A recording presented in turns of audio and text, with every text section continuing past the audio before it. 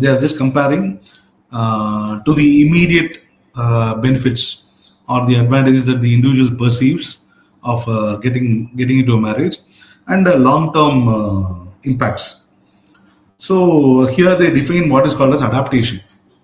Adaptation is nothing but returning to a set point and a longer term level of happiness as people adjust to an event's emotional impact. It's something like undergoing eudaimonic happiness once the event has occurred. Okay, so naturally the question arises whether marriage causes a long-term increase or uh, they eventually set back to the pre-marriage level of happiness. So they did some research. Many people did some research on parallelly. So those who reacted positively to marriage were actually found to be increasing the long-term levels of happiness, and those who are negative or less positive reactions, they actually came back to their um, initial temperament prior to the marriage quickly. Okay, so uh, this also has some correlation between how happy they are, how quality wise, how good is the marriage. Okay, so generally it is found that an unhappy person or a lonely person generally benefits from the marriage because it gives him or her good level of intimacy and companionship. So naturally, it is beneficial for that individual. Whereas it is not so for a sociable person, our extroverted person. Okay, so it is also found, it is also concluded that people who are generally happy with life will have a satisfying marriage. Uh, and they got much to lose if the spouse dies. And people who generally have a touch and go attitude to life will have an unhappy marriage, and the loss of a spouse will affect them less. These are the conclusions about long term and honeymoon effect, that is short term happiness of marriage. Okay, then they are commenting on various other facts of life. Actually here they are touching upon physical and mental health, productivity and happiness, recreation and happiness, social support and happiness, religion and happiness, and finally exercise and happiness. Actually in our book the last paragraph is actually exercise and happiness. Okay, I'll just quickly run down.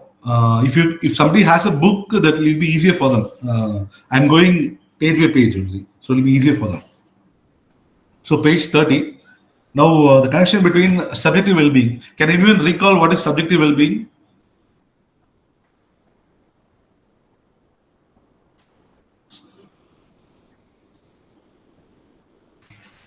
Okay, I'll just repeat once. See, subjective well-being is simple. The abundance of positive effect, positive emotions, positive effect, the reduced negative effect, and the overall life satisfaction. That is called subjective well-being. What happens is this particular subject who is being studied, he or she. I've not gone to the chapter, madam. Just wait for a few minutes. Actually, you can go to the previous PPT which I shared on 12th. The last slide is what I'm dealing right now. Yes, sir. That's what I'm doing. Yeah. So, subjective well-being is basically abundance of positive effect, reduced negative effect, and the overall life satisfaction. So, what happens when the subject is studied, that particular subject is studied, he or she feels that from that individual's point of view, judgment, they tend to judge the current status of themselves. That is what is called as subjective well-being. In psychology, often it is used synonymously with happiness. These both are alternatively used. Okay. Now, physical and mental health.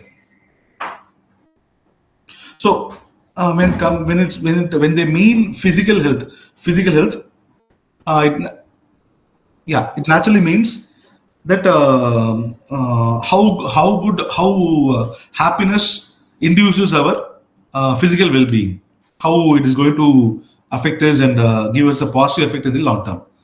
That is what physical and mental well-being deals with. So the mental uh, illness actually appears from unhappiness and loss of mental wellness. The heightened levels of distress, negative emotions, and anxiety, which are associated with many mental disorders, actually give a very low satisfaction quotient. And so it leads to a lack of personal happiness. And also, even if we are happy, but if somebody in our family or somebody in our coterie, our friend set, is going to be mentally upset, that will naturally affect us also. Um, so mental illness within a family can have a negative impact on the entire family's well-being also. So that is about physical and mental health. Then the text goes on about productivity and happiness. See here they are talking about how see naturally an employed person will be happier.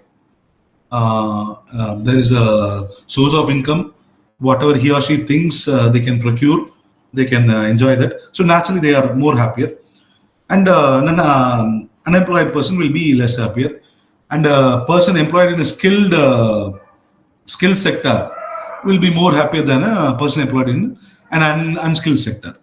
This is quite natural. I need not tell that. By default, it is understand. You can understand that. So, who actually gets more happiness in their job, in their work? That they are researching, and they come up with one Mr. War actually researches that. So, they conclude that people tend to be more satisfied in jobs that actually rewards their skills. See, individuals, they have their own skills. They have some inclinations about a certain job. They must feel that they are contributing something good to the society. So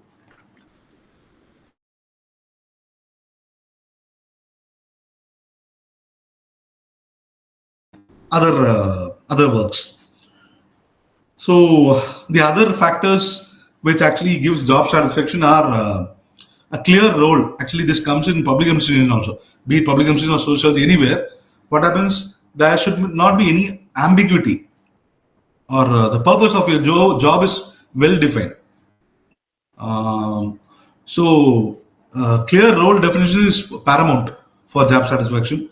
Then, a supportive supervision instead of punitive micromanagement.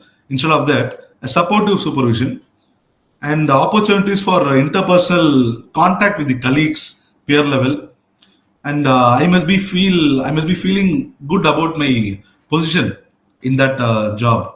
That is, I must be socially valued, and physical safety and financial security. These are all the factors which contributes to good job satisfaction and ultimately happiness.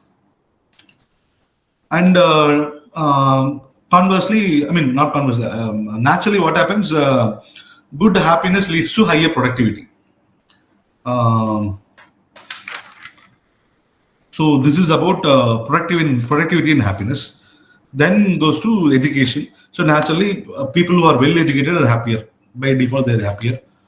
Um, um, Especially this is particularly true in low income groups in developed countries and populations in poorer countries, because they are able to come to the level of the so-called higher strata of the society. And the education gets them good job. They can earn sufficient money, and they can meet whatever needs their families demand. So naturally, they are happier. Um, so this is about education, and then comes goal attainment. So I already told you that productivity, that is a job. When we are naturally inclined to a particular nature of job, we have the inherent skills. If you are given a job and you are excelling in that particular thing, that will make us happier. So people reported greater happiness on days when they achieve highly valued goals. See, I think in many of our Systems will be having employee of the week. Um, I mean, many such things. So naturally, people when they're given a challenge and they are going to achieve that, and they are going to do that, it will make them really happy, and it will actually ultimately lead to more productivity. And he or she will ask for more goals, more challenging goals. Okay, so it is also concluded that extroverts experience more happiness when they do exciting things, and introverts experience more happiness on the jobs which actually brings them contentment. See, naturally, there is a difference between an extrovert and introvert. Extrovert is more of social nature. Social acknowledgement is prime for him or her. Whereas an introvert, they are self-motivated. They do the job for the nature of the job itself. So that is why contentment is more important for them. Okay. And the primary factor which causes them unhappiness at work is this ambiguity. That is conflicting goals. You have a certain goal, whereas your organization has a different goal. In public administration, we call this goal alignment or goal diffusion. So that is primary for job satisfaction. Okay. Then we move on to recreation happiness. So it is deep by default. If you are going to involve yourselves in some leisure activity which kindles your spirits, kindles your mental search, your curiosity, by default that will make you happy. Uh, that is people who are involved in altruism and execution of a skilled activity. The money need not be the goal. Money need not be the motive, but it kind of inspires them to do something which they actually seek. Okay, so that is what recreation brings them the excitement. Okay, and also there are some recreational activities which where there is competition and a sense of achievement, where people when they involve themselves in such activities, they tend to be more happier.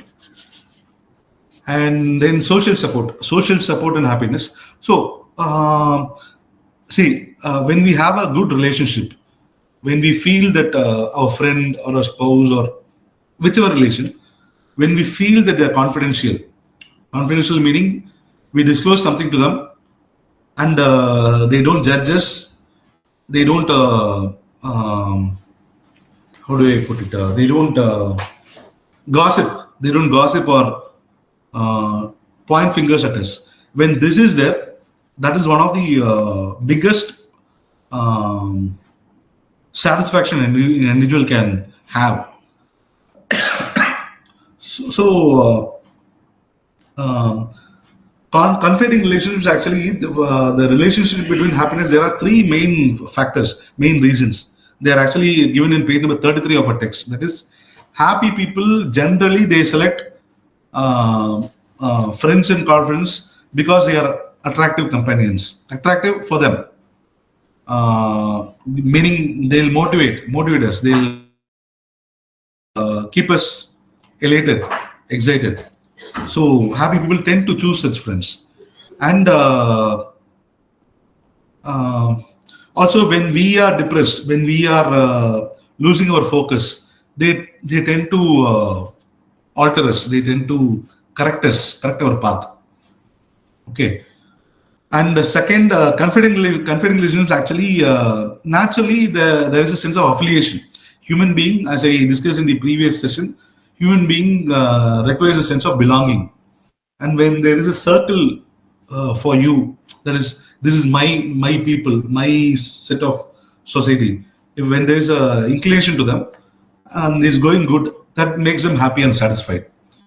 And third, the close friendships actually provide social support at very dire moments. They actually provide good social support. Okay. Uh,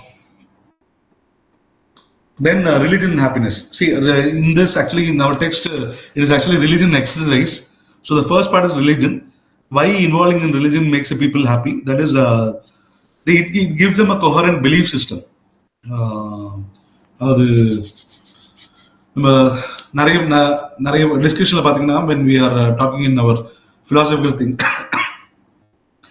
பாரத்தை வந்து அவங்க கிட்ட போட்டேன், அவன் மேல போட்டேன் அப்படின்னு சொல்றாங்க. That is, they believe something is superior to them and they leave the burden to them, that particular entity, and they consider themselves rid of any emotional baggage or ஒரு டிப்ரெஸ் மோட்ல இருந்து அவங்களுக்கு கலைய வாய்ப்பு இருக்கு. அதாவது கோயிலுக்கு போயிட்டு வந்தா, சர்ச்சுக்கு போயிட்டு வந்தா, மாஸ்க் போயிட்டு வந்தா எனக்கு வந்து ஒரு சென்ஸ் ஆஃப் பீஸ் இருக்கு, எனக்கு வந்து ஒரு அமைதி, ஒரு லாங் டேர்ம்ல எனக்கு வந்து அதை மறந்துட்டு அடுத்த வேலைக்கு போறதுக்கு எனக்கு இருக்கு, உதவியா இருக்கு அப்படின்னு சொல்றாங்க.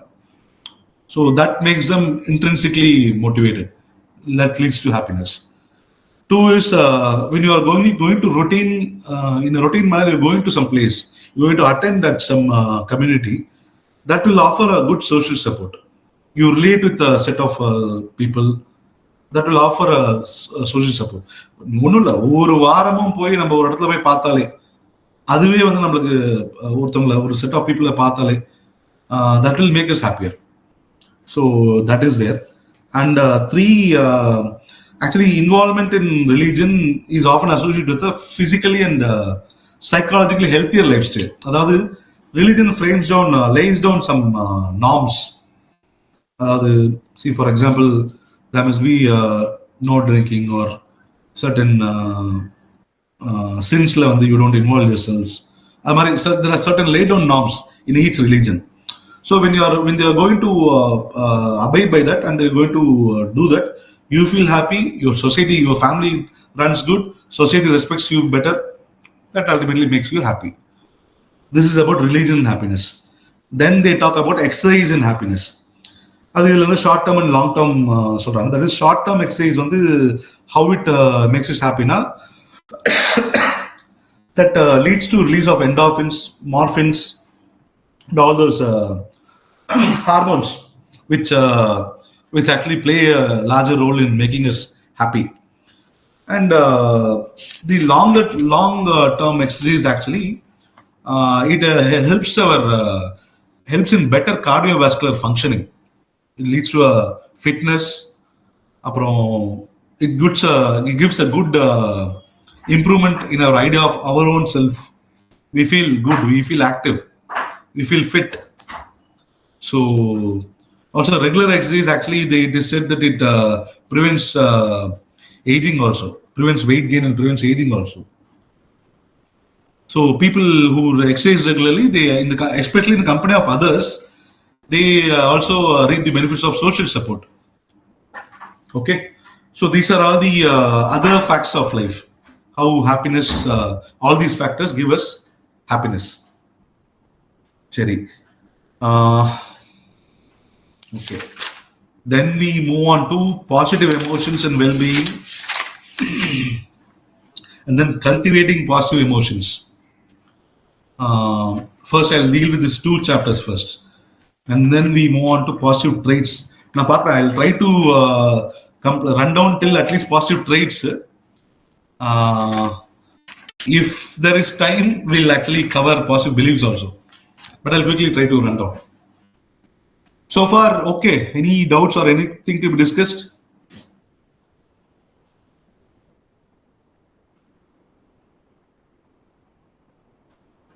No, sir. We can continue, right? Yeah. Yes. So, positive emotions and well-being. Yeah.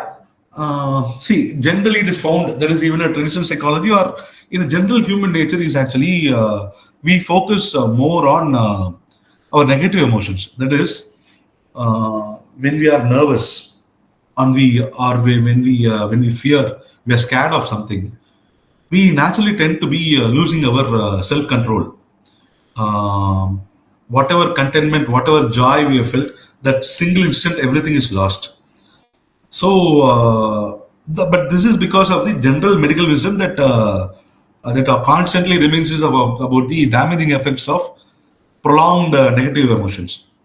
So, the positive psychologists actually started researching and studying about positive emotions, and what are all the positive positive factors, how it led to happiness and general well-being, overall well-being. Okay, so they research on that. So now we'll deal about positive emotions. So what are all the positive emotions? Can somebody say?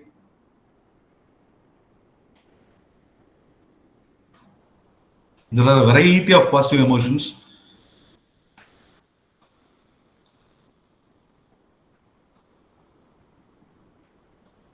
Anyone?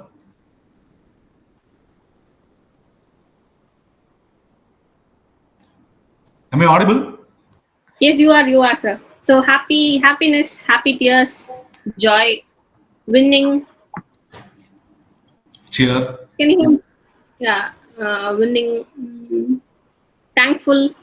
Yeah. Contentment, satisfaction, Mm, happiness. yeah, contentment. So all these are basic positive emotions. So what negative emotions? Negative emotions against they are anger, fear, guilt, contempt, jealousy, disgust. All these things are negative emotions. So this positive psychologists focus on how positive emotions lead to an overall well-being of the person. Okay. Um,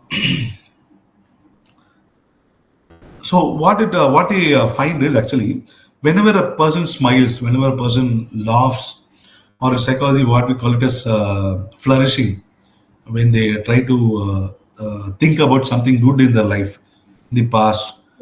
Okay, they tend to the nervous system there in their body. Actually, it gives them an arousal, tiny arousal, and there is increased brain activity. Neurotransmitters output is higher, so it naturally makes them happier, elated. Okay, so one Madam Barbara Fredrickson, she gave something called broaden and built theory of positive emotions.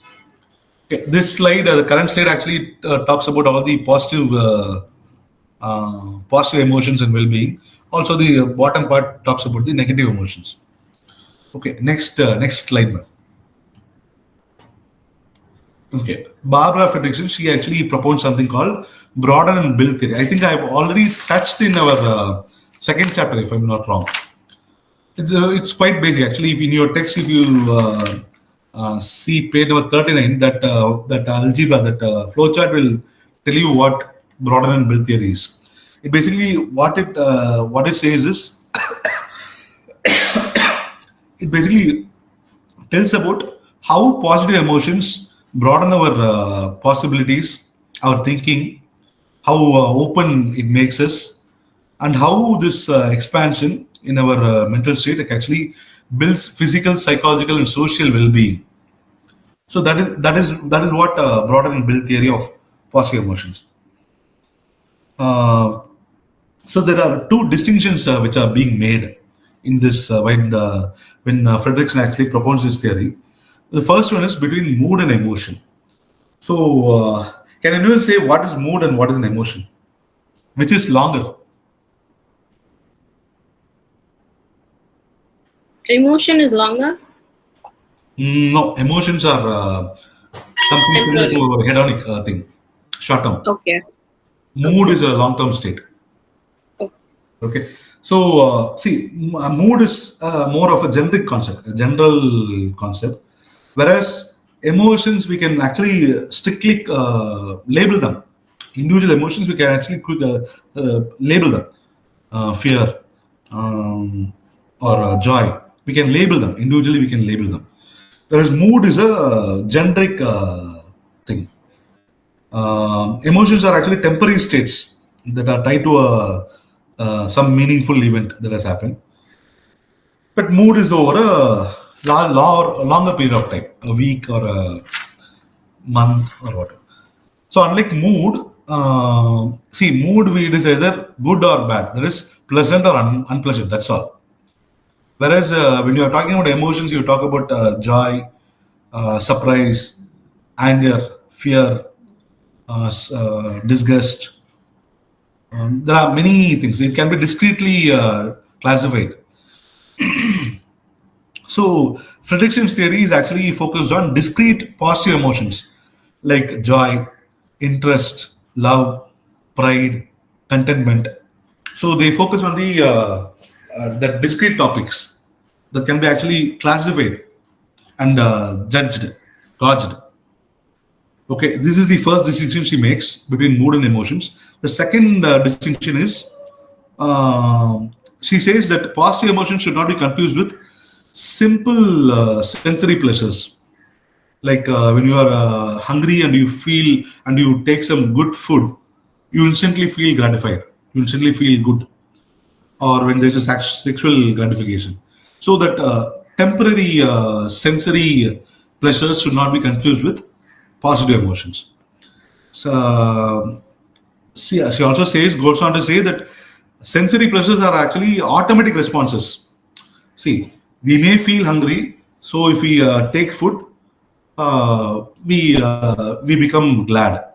Okay, so they are actually automatic responses by the body for our physiological needs. Whereas positive emotions, she says, are psychological nature. They actually depend on the how we are going to classify that, how the appraisal is being made, and the meaning of each individual event that has a meaning for us, that has an impact on us. So that is more important. How it stimulates us physically, mentally, all these things. So positive emotions are deeper, more deeper in nature. So these are the two distinctions she makes. Then uh, she goes on to talk about action tendencies, and mm,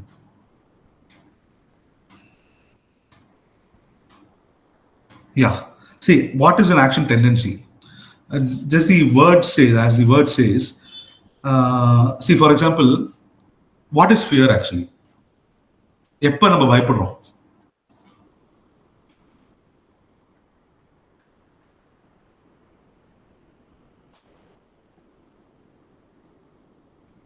What is fear? What is anger? எப்ப நம்ம கோவப்படுறோம்? எப்ப பயப்படுறோம்? Can anyone When try? something does not go as planned. அது ரொம்ப mild fear madam. My Any unpleasant experience Some that unpleasant. threatens you. Endangering thing, threatening thing, yes. So அந்த இடத்த விட்டு நம்ம வந்து முதல்ல நகர ட்ரை பண்ணுவோம். We'll try to avoid and get out of that. That is fear actually. Fear is associated with the desire to escape from that unpleasantness. And anger is actually associated with the desire to attack or fight. We feel humiliated or we feel என்ன சொல்றது,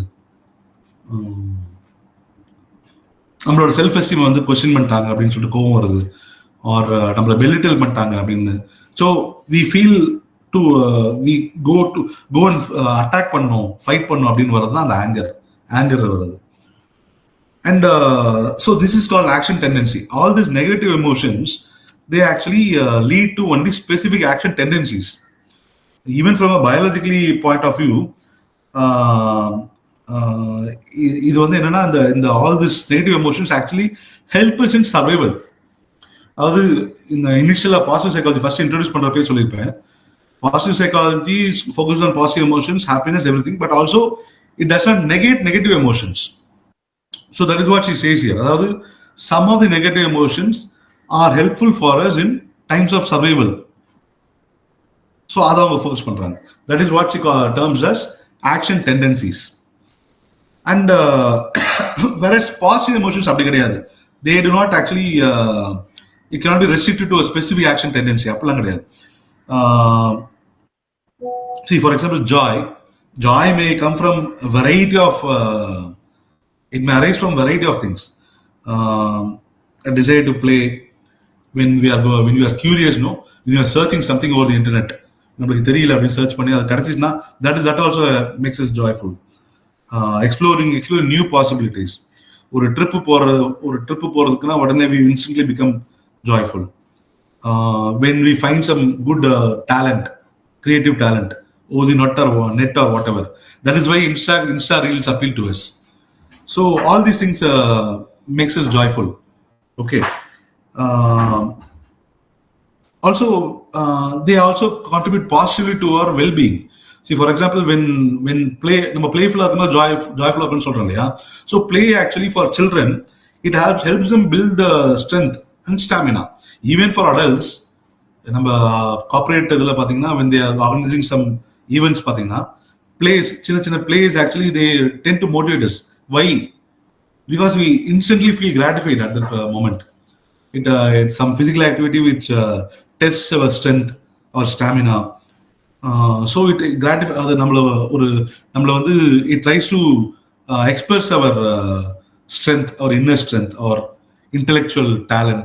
Or quiz competition now we try express our talent. So all these things help us make us happier. So that is why she says positive emotions actually they broaden our thought action repertoire.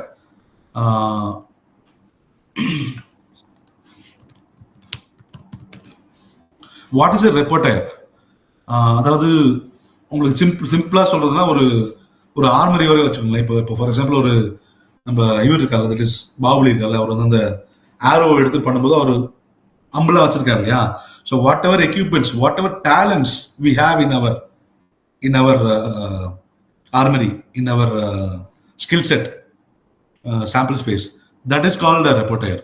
All the things that a person is able to do, that is called a repertoire. So thought action repertoire சொல்றாங்க. Thought action repertoire என்னன்னா actually இந்த thought action repertoire build பண்ணும். That is broadens our thought action repertoire and builds our in personal resources. That is this flowchart, page number 39. You can just refer. Actually, when we experience a positive emotion, it broadens our thought action repertoire. We try to think more good, in a good way. We tend to think more, and we try to act accordingly. So it expands our range of action. என்னென்ன நம்ம செய்யறது, it expands அது நம்மளுக்கு அந்த actually if you see when we are joyful, when we are happy, we tend to forgive more. So thought action repertoire, it broadens and it builds our personal resources. That is நம்மளோட capability இருக்கு இல்லையா? That is physical capability, mental capability and the ability to socialize. அது எல்லாத்தையுமே it builds over time. The moments we are happy, every time it actually builds our resources, and it actually transforms the individuals, and ultimately what happens, it will lead to an upward spiral. அதாவது இது அந்த சார்ட்ல போடுறது மாதிரி தான். Last effect it again helps us undergo positive emotion. இது ஒரு spiral மாதிரி, இது இன்க்ரீஸ் தான் ஆகும். Imagine something like a chain reaction in nuclear physics. இது இம்ப்ரூவ் ஆகிட்டே தான் போகும். So this is what she says about broaden and build theory of positive emotion. So shall I add one something? Yes ma'am, yes. ரெப்பர்ட்வார்ங்கிறது reservoir மாதிரி. Reservoir எப்படி தண்ணி எல்லாத்தையும் hold பண்ணுது, அது போல what are all the skills that we have, அது ரெப்பர்ட்வார்ன்னுவாங்க. அது என்னன்னாக்க ஆக்சுவலா if someone praises us, உடனே we are encouraged to do more in that area. We expand the attention for new experiences. Then you because of that you become personally skillful. You cope up with the challenge and you build some resilience. Then again you are still lifted up in self-esteem. It gives you long-term benefits. That is how our the positive emotions உடைய அந்த ladder போகுது மேல. Yes madam. Thank you.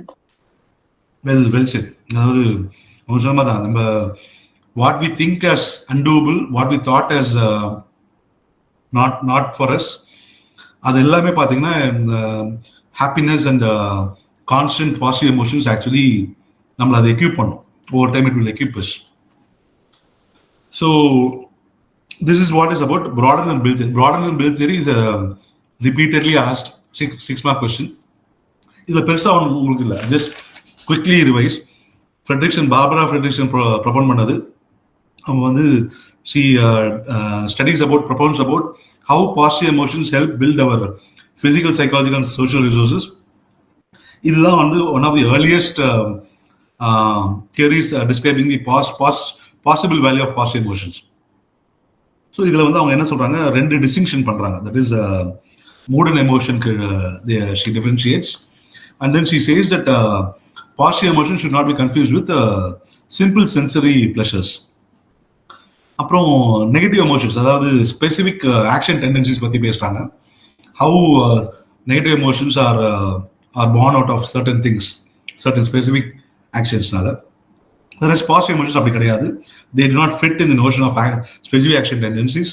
They are a broader concept. Positive emotionally it is broader. அதில் சில examples தான் கொடுக்குறாங்க. Joy, how it helps children, அதான் சொல்கிறாங்க.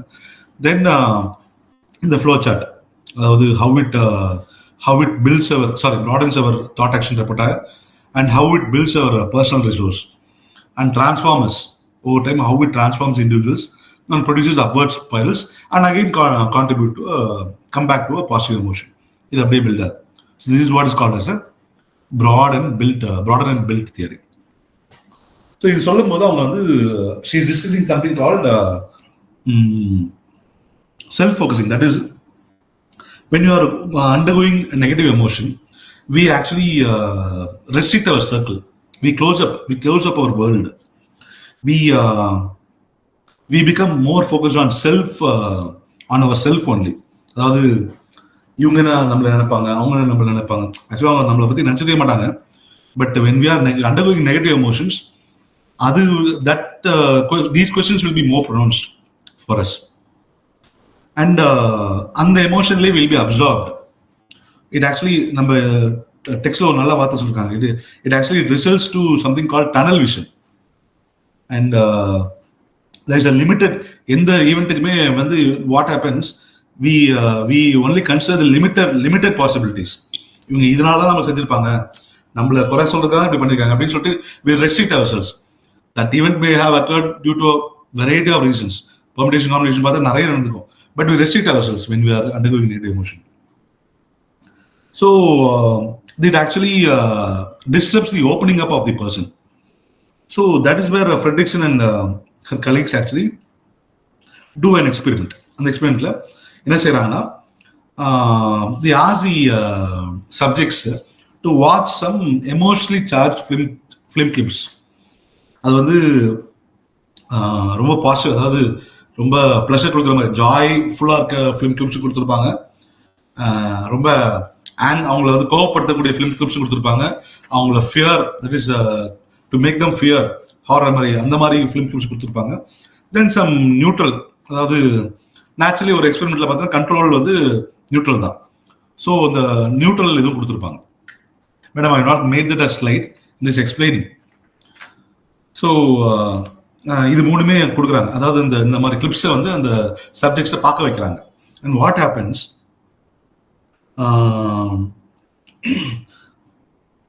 ஆஃப்டர் வாட்சிங் this clip, the various clips, everybody get aroused in some way or the other. Everybody get aroused, positive or negative, they get aroused. So people who saw those joyful movies, joyful clips, actually they described more. They described what and all they went through. அவங்க மென்டலாக what and all அவங்களுக்கு வந்து என்னென்னலாம் different எமோஷன்ஸ்லாம் வந்துச்சு அப்படின்னு சொல்லிட்டு they explain more. So அந்த இன்ஸ்டன்ட்ல அதை பார்த்து முடிச்சு வெளில அந்த இன்ஸ்டன்ட்ல they intended to do more. They wanted right then they wanted to do more than the people who saw angry clips which made them angry. அதை பார்த்தவங்கலாம் பார்த்தீங்கன்னா they tend to be closed. அவங்க வந்து they did not want to disclose or discuss. So people experiencing anger or fear actually identified fewer desirable actions. அந்த இன்ஸ்டன்ட்ல அவங்க என்ன பண்ணணும்னு கேட்டிங்கன்னா, நான் எதுவும் செய்ய விருப்பம் இல்லை அப்படின்னு க்ளோஸ்டா இருக்காங்க. Even compare to the control condition, that is neutral clips பார்த்தாங்களே, அவங்கள கம்பேர் பண்ணும்போது கூட they are very close. So the broadening of thought action possibilities resulting from positive emotions will help us in the long run. It will bring us lots of effective solutions அப்படின்னு சொல்லிட்டு அதை conclude பண்றாங்க. So that is about positive emotions broadening our thought action repertoire. Then positive emotions undoing negative emotions. This is an important concept actually of late. இதுல வந்து many researches are going on. என்னன்னா ஒரு human being வந்து ஒரே point of டைம்ல they can undergo both positive emotion and negative emotion simultaneously கூட they can go through. But what this researchers found out was the positive emotions tend to be overpronounced. They tend to be dominating. They undo the negative emotions. இது எப்படி அவங்க study பண்றாங்கன்னா, அதாவது ஒரு பசங்களை, ஒரு team of college பசங்களை வந்து அவங்க என்ன செய்யறாங்கன்னா, அவங்களோட ஒரு ஸ்பீச் கொடுக்க சொல்றாங்க. அவங்க காலேஜ்ல வந்து ஒரு ஸ்பீச் கொடுக்க சொல்றாங்க.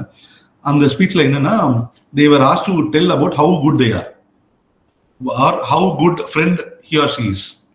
Okay, so அதான் அந்த கிளிப் இருக்கு இல்லையா, அந்த playful clip, joyful clip, angry clip and neutral clip, இது மூணுத்தி பார்க்க வச்சுட்டு அவங்க வந்து இந்த ஸ்பீச்சை ரெடி பண்ண சொல்றாங்க.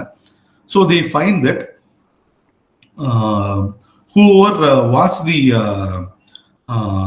joyful clip, they quite easily made that speech, prepared that speech. அவங்களுக்கு வந்து ரொம்ப அந்த beat language or beat the very situations they recall, அவங்க ரொம்ப ஈஸியா வந்துச்சு. Whereas the people who saw sad clips, no, they found it really hard to express as to how good a friend he or she is.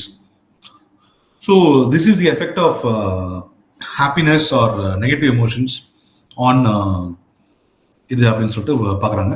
And ultimately அந்த negative clips பார்த்தவங்களே வந்து they are shown positive clips, joyful clip பார்த்ததுக்கப்புறம் பார்த்தீங்கன்னா then they started preparing casually, normally. அது ரொம்ப குவிக்கா, அந்த base line வந்து ரொம்ப குவிக்கா வந்துடுறாங்க. they also research the cardiovascular efforts, heart rate, pulse rate, அதெல்லாம் கூட பார்க்குறாங்க. What happens is whenever they see positive things, whenever they undergo positive emotions, they tend to stick to the baseline, ரொம்ப சீக்கிரமா வந்துடுறாங்க. So this is how they conclude about positive emotions undoing negative emotions. Okay, then we move on to positive emotions enhancing the resilience. I believe at the start of this positive psychology, starting this, that is children who are in poor countries, who are undergoing lot of stress, war-torn countries, அங்க கூட வந்து children will be developing themselves better, or they'll push the negatives out of them and they'll grow in the society. How is it possible? Resilience. So what is resilience? Resilience is the ability to bounce back from stressful events and regain the composure and a sense of well-being. This is called resilience. So இதை study பண்ணுறாங்க. Again இந்த Frederiksen and அவங்க colleagues வந்து they tend to study resilience. So at the end of the study, what happens is they conclude that resilient individuals seem to use positive emotions to balance the negative emotions. So அதனால தான் they become resilient. Especially in times of stress or in times of extreme hopelessness. In the resilience தான் வந்து only helping out tendency அப்படின்னு சொல்லிட்டு வருது. So this is where the concept of coping, அதாவது effective coping to the situation, அது வருது. So they tend to conclude that. That is about positive emotions enhancing resilience. And then positive emotions building enduring resources. இது madam already சொல்லிட்டாங்க. What Chitra madam told, that is negative emotions பார்த்தீங்கன்னா it will lead to a downward spiral. we become closed, we become uh, less open to consider what happened, and we take a pessimistic thinking. Whereas positive emotions, they create a upward spiral. It creates a chain effect of well-being. It actually enhances our resilience, improves our emotional well-being, and naturally we become our resources become broader, become more. Okay. So இதுதான் நாலு topic. That is broaden and build theory மட்டும் கேட்டாங்கன்னா you answer what I previously told. அது மட்டும் broaden and build theoryயோட கன்க்ளூஷன்ஸும் சேர்த்து கேட்டாங்கன்னா R implications இன் அவர் well-being கேட்டாங்கன்னா இது எல்லாத்தையும் சேர்த்து போடுறது. That is positive emotions broaden our thought action repertoire, positive emotions undoing negative emotions, positive emotions enhancing resilience, and positive emotions building enduring resources and improving the overall well-being. இதெல்லாத்தையும் சேர்த்து எழுதுங்க. Okay. Then we move on to positive emotions and health resources. Yeah, let's quickly run down. So health na mona pakaranga. They view it in three ways. That is physical health, our psychological or physical health, our physical health, psychological health, and social health. So psychological health என்றது என்னன்னா the individual's response, the people's response in dealing with stressful experience. அதுதான் psychological resource, psychological health resource. அதாவது they possess the necessary strength and resilience to face some challenging times in life. So this is what and actually the psychological resource என்னன்னா how our immune system is functioning in the stressful times. அந்த resilience நம்ம build பண்றப்ப how our immunity is increased, how we balance or reduce the negative effects of stress, இதெல்லாம் study பண்றாங்க. How we tend to bring in optimism and self-esteem for ourselves. All these things are studied.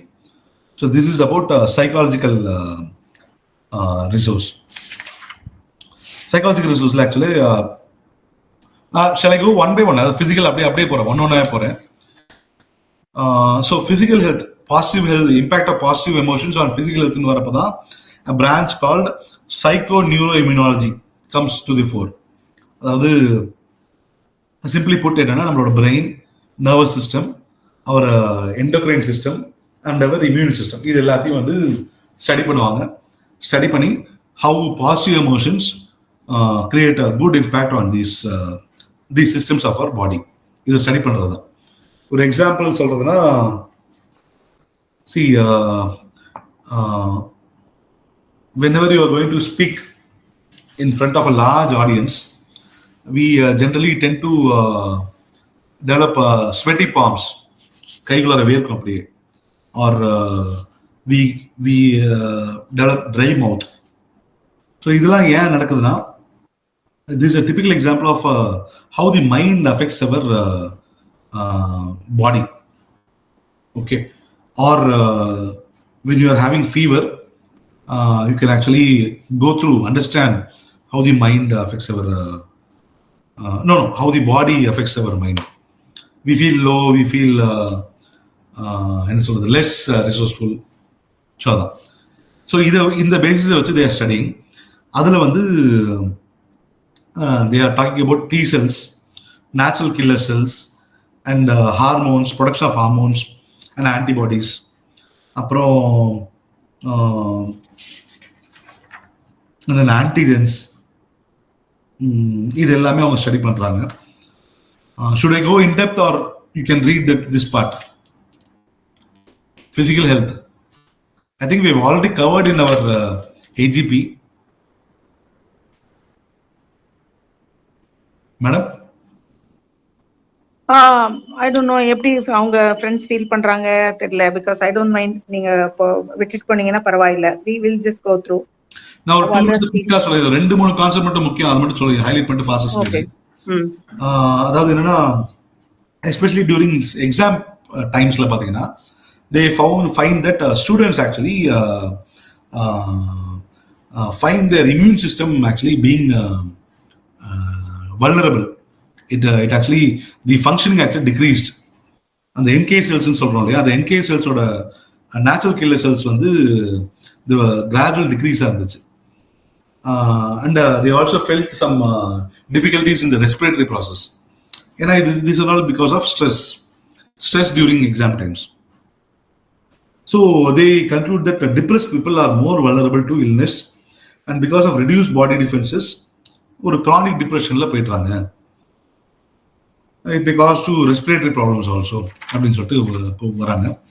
So இங்கே தான் வந்து they do an experiment. That is, Mr. Stone, a psychologist, actually he does an experiment where he asked ஒரு ஃபேக்டரியில் adult men, 48 adult men வந்து he asked them to maintain a diary, daily diaries. ஒரு 3 மாதம் 12 weeks he is experimenting on them.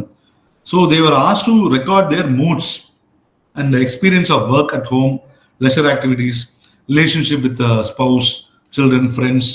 இது எல்லாத்தையுமே record பண்ண சொல்றாங்க அந்த 12-week பீரியட்லையும். So what happens is and also they were asked to take one antigen pill every day.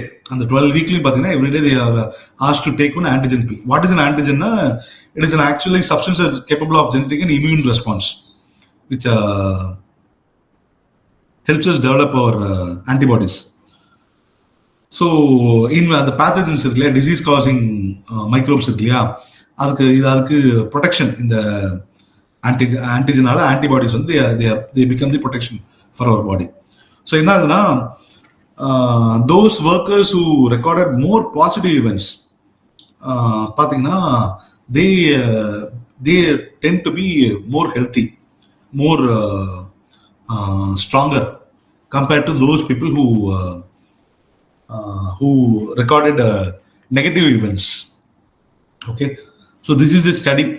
48 people வந்து they were asked to record daily experiences. They were given antigen, and finally the outcome was recorded. Also, there is one Mr. Lefcourt. He studied what is the effect of humor and laughter on our antibodies in NK cells. So அது என்னன்னா, என்ன செய்யறாங்கன்னா, ஒரு humour, ஒரு சிரிப்பு ஏற்படுத்துகிற ஒரு clip காமிக்கிறாங்க. One video tape, one which provokes our laughter, which increases our laughter. It was shown. Okay, and what happened was immediately they found an increase in the salivary immunoglobulin. It is denoted as SIgA. It is actually an antibody that is widely regarded as the body's first line of defense against common cold. So on the video பார்த்த உடனே there is an increase in our salivary immunoglobulin. Okay, also diseases with high mortal, whereas இதுல வந்து corollary ஒன்று இருக்கு. அதான் அந்த 44 last பாரா. என்னன்னா, you cannot use positive emotions to treat diseases with high and rapid mortality rates. Cancer மாதிரி இதெல்லாம் வந்து you cannot try positive emotions. So அங்கே என்ன ஆகும்னா, they tend to become complacent. அவங்க வந்து they won't take the medications properly. அதான் நான் சிரிக்கிறேனே, நல்லா இருக்கனே அப்படின்னு சொல்லிட்டு they tend to be overlook the medical attention which they actually require to cure themselves. So with a pinch of salt, they say that positive emotions can be used in certain ways only, other ways you have to avoid. Okay, then comes our psychological resources. Psychological resources பார்த்தீங்கன்னா, இதெல்லாம் அந்த coping mechanism பற்றி பேசுகிறாங்க.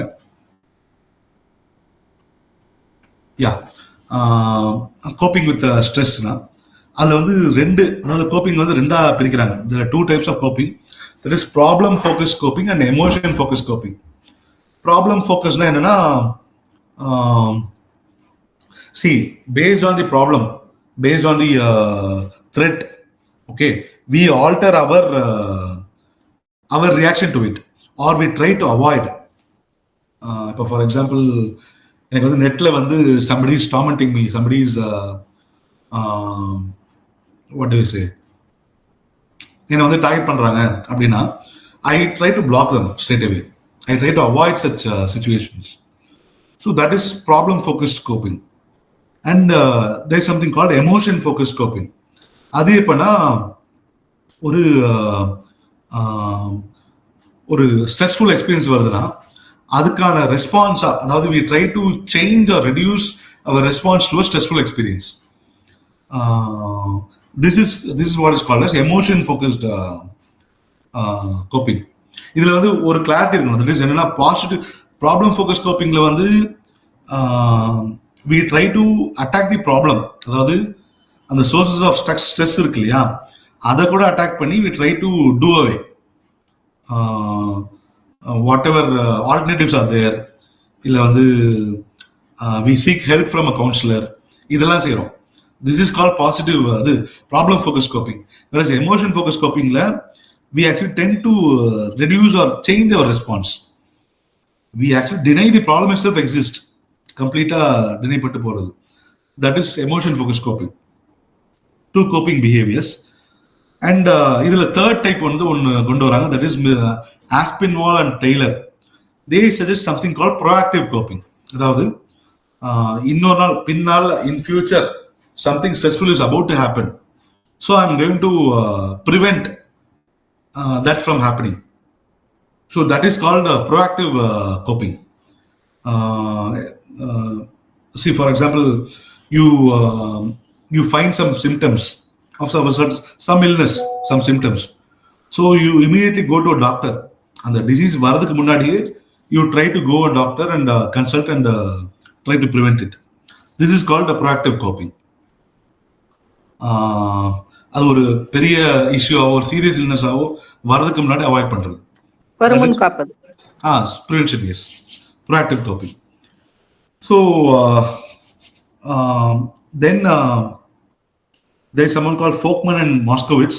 Actually அவங்க என்ன பண்றாங்கன்னா, they find that positive emotions actually can exist simultaneously with distress. அதாவது for example, even in some really adverse conditions, if somebody has read our what is this, and the Jews, that is concentration camps, அதுல வந்து அந்த way of life of the Jews in concentration camps பத்தி நிறைய எழுதியிருப்பாங்க. அதை படிக்கும்போது பாத்தீங்கன்னா, actually these people are held in concentration camps. They are going to be either finished off with a gas chamber or shot. எப்படியாவது அவங்க சாவ போறாங்கன்னு தெரிஞ்சிடும். ஆனா கூட பாத்தீங்கன்னா, every morning they assemble together, created some music, created some dance, try to be happy even at that instant. So this is what these people found, Folkman and Moskowitz. That is, even in adverse circumstances, people find ways to laugh together, enjoy shared memories, and learn positive life lessons. So that is the nature of human. Positive emotions will always exist at any point of time. அப்படின்றத அவங்க சொல்றாங்க. So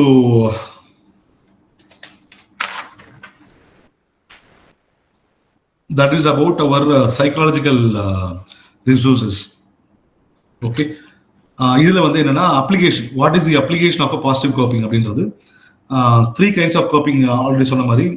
என்னன்னா, positive reappraisal, goal directed problem focus coping, and infused ordinary events with positive meaning. அதாவது ஒரு issue நடந்திருக்கு, ஒரு event நடந்திருக்கு, that has led to some sadness, but we tend to reframe that problem in a more positive light. அதாவது we trying to find out what we have found, what ways to prevent it from happening again.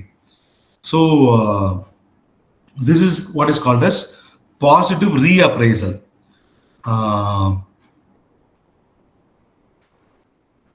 அது இது typical example சொல்லணும்னா, இன்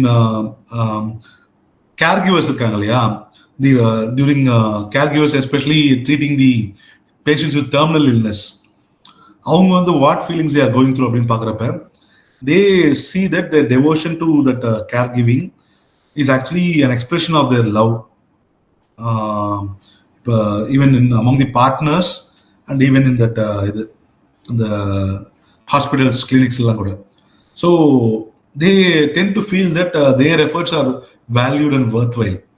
So அதில் வந்து அவங்க வந்து they try to be happy in spite of the eventuality. Okay, so this is called positive reappraisals. And then problem focused coping, அதாவது ஒரு painful சுச்சுவேஷன்ல வரப்போற இதுல வந்து நம்மளால முடிஞ்ச அளவுக்கு we tend to reduce our distress. So those actions are called as problem focused coping. Again, அந்த எக்ஸாம்பிள், அந்த caregivers எக்ஸாம்பிளே பார்த்தீங்கன்னா, see, though it is a terminal illness, அவங்க வந்து டே டு டே பேசிஸ்ல பார்த்தாங்க. அதாவது இன்னைக்கு இவங்களுக்கு வந்து கஷ்டப்படுறாங்க, they are feeling they are something is dangerous for them, அதை நம்ம கியூர் பண்ணுவோம் அப்படின்னு டே இன் டே அவுட் அவங்க வந்து ஒவ்வொரு நாளாக அப்ரோச் பண்றாங்க. So that is called problem focus coping. And then infusing ordinary activities with a large positive meaning. அது இப்போ இந்த கேர்கிவிங் எக்ஸாம்பிளே வச்சுக்கோங்களேன். when there's a birthday of some patient, they tend to gather together and celebrate it. ஒரு சாதாரண birthday celebrate பண்ணுறது normal விஷயம், but அது வந்து அவ்வளோ பாசிட்டிவாக கொண்டு வருது. So they tend to infuse some positive meaning into some ordinary mundane activities. ஒரு ஃப்ளவர் ப்ரெசென்ட் பண்ணுறது, R anything which brings in positivity. So these are all the applications of a positive coping, that is positive reappraisal, problem focused coping, and infusing ordinary activities with positive meaning. Okay, then we move to something called positive trait. So what is a trait? Trait na is actually ஒரு long standing personal quality, அவ்வளவுதான். ரொம்ப சிம்பிளா சொல்றதுனா enduring personal quality. Okay, positive emotions, whether they arise from a trait or a temporary state. அதாவது இப்போ நான் ஒரு hobby இருக்குன்னு வச்சுக்கோங்களேன். ஐ எம் குட் அட் வாட்சிங் மூவிஸ்னா, ஒரு நல்ல படம் பார்த்தோன்னா ஐ எம் ஹாப்பி அப்படின்னா எமோஷன்ஸ் வரும். Or my trait itself is helping, நான் வந்து எல்லாருக்கும் கஷ்டப்படுறவங்க எல்லாருக்கும் ஹெல்ப் பண்ற ட்ரைட் இருக்கு, எனக்கு பர்சனல் ட்ரைட் இருக்கு, சம் philanthropic ட்ரைட் இருக்கு அப்படின்னா, that will also give me a positive emotion. So whether they rise from a enduring personal quality or a routine activity, routinely practiced activity, a state, அதாவது ஒரு hobby, அதுலேருந்து வந்தா கூட they all share the potential to improve our health. Okay, so for example, optimism, self-esteem, resilience, everything has been linked to positive health outcomes. So in this, there's somebody called Myers. Myers argues that self-esteem is one of the best predictors of personal esteem. We are coming into trait. Self-esteem is considered a trait. Okay, so one that prominent theory of self-esteem called self-affirmation theory views self-esteem as a psychological resource that people can draw in challenging situations. So it's ரொம்ப சிம்பிளிஸ்டிக்கா சொல்றதுன்னா, something like having money in your bank account. I always have money, அதனால this situation, this turn of events does not spoil me, does not spoil my mental state அப்படின்னு சொல்றது. So people with higher self-esteem are generally happier. They tend to do better in stressful situations, and they are less prone to depression. Overall, they live a healthier life. Okay, optimism, pessimism. Optimism, who are optimists? Those who expect better things will happen, good things will happen, than pessimists who actually think that bad things will be happening to them. Okay, so optimists actually have a better health, better body health compared to all mental and physical health compared to pessimists. And optimists tend to be upbeat, happy, and satisfied with their lives, whereas pessimists is not so. And so this is about our traits. அந்த ட்ரைட்ஸ்ல வர இந்த traits வந்து பின்னாடி will be dealing in separate chapter. Okay. Then comes our social resources, physical, psychological and social resources. So social resources என்னன்னா our relationship with our peers, our friends, how we are improving them. அதாவது people who have a good network, no? Some confident small network, they actually it is found that they have a happier life, happier outlook, overall happier, satisfied life. So Myers actually he describes the connection between relationships and well-being as the deep truth.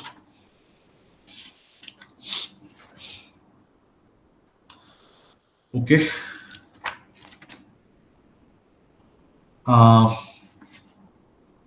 இது வந்து ஒரு example ஒன்று சொல்றாங்க. That is கலிஃபோர்னியாவில்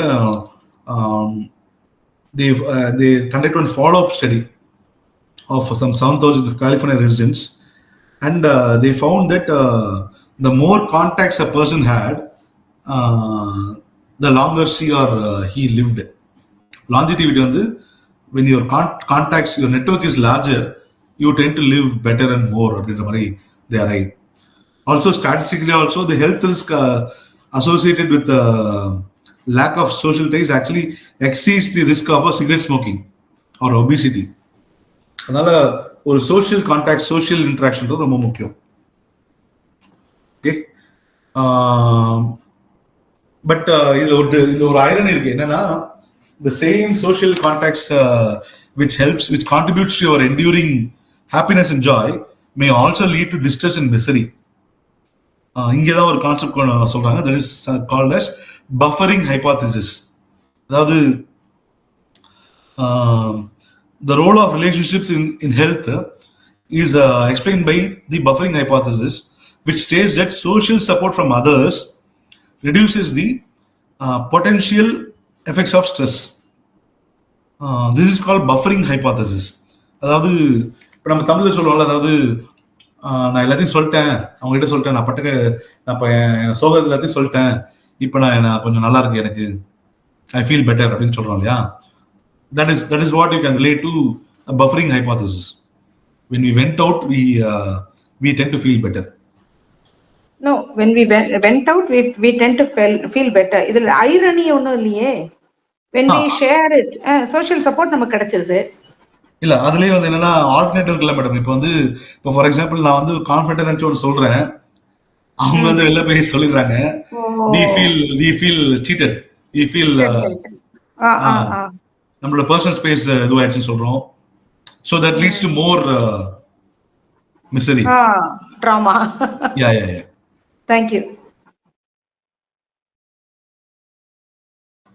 So even medically also they find that when they share something, when they sharing our burden with others, our stress levels are reduced, and that's the immune system function will be better. That is also proven. Then இது ஒரு study பண்றாங்க. This person Glaser and Pennybaker, they do one study. என்ன செய்யறாங்கன்னா, ஒரு 50 undergraduates வந்து disclosure ரைட்டிங்னு ஒன்று பண்ண சொல்றாங்க.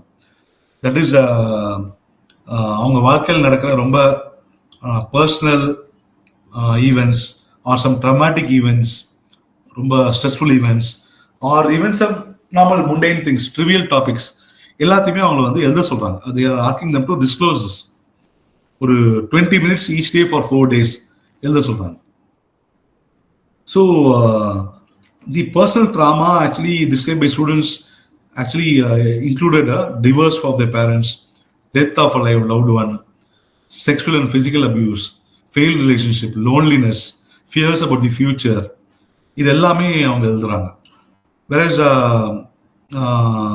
students who reported about positive outcomes, positive family, positive upbringing, they tended to be healthier than former. முதல்ல சொன்னவங்களோட they tend to be healthier. So the buffering hypothesis என்னன்னா, it suggests that people benefit from the social support only in times of stress. the other person is acts as a buffer of our trauma. Okay.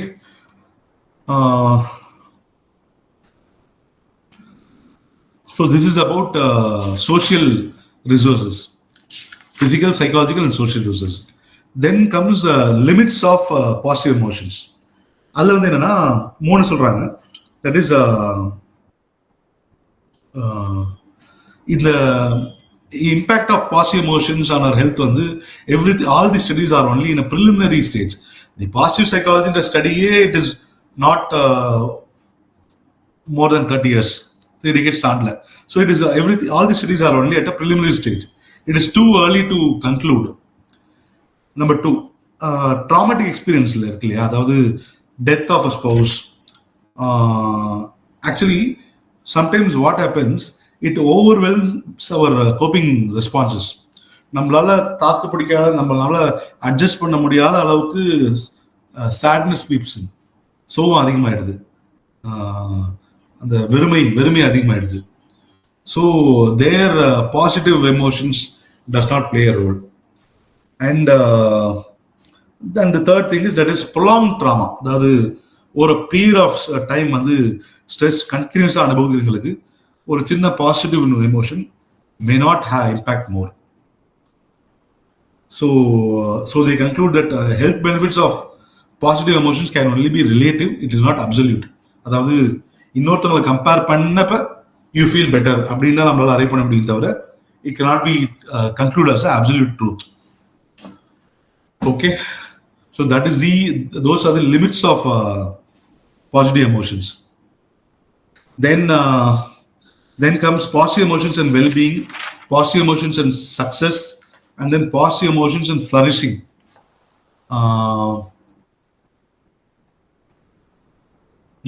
I'm dealing with positive emotions and well-being. Yes. The first was the happiness and positive behavior. இல்லைன்னா by default, happy people, whether by temperament or recent experiences, are more tolerant. They tend to be less prejudiced. They will be more compassionate. They are more focused on others rather than self-focused. And they tend to be more helpful. Others enjoy their company. So இதெல்லாம் வந்து by default வந்து positive behavior pluses. So the evidence supportingனா broaden and build theory பண்ணாங்களா நம்மளோட Barbara Fredrickson. So that suggests that positive emotions contribute to more flexible, creative, and resilient responses. The resilience எல்லாமே பேசணும் இல்லையா. So positive emotions actually tends to give a larger happiness and positive behavior, overall positive behavior. It actually gives us an expansive world view. Okay, and then positive emotion success. இது நான் அவ்வளோ சொல்லணும்னு தேவையில்லை. Success gives us, by default, makes us happy. It gives us happiness and gives us positive emotions. So compared to the less successful, happier people, successful people are happier. They tend to enjoy more satisfying marriages. They tend to be more extroverted. They tend to be richer. They receive favorable evaluations from their employers, and they take better care of themselves, their health, and they cope better during challenges. So these are all the impact of positive emotions and success. And then we come to flourishing. Positive emotions and flourishing. Motivation போல madam. No.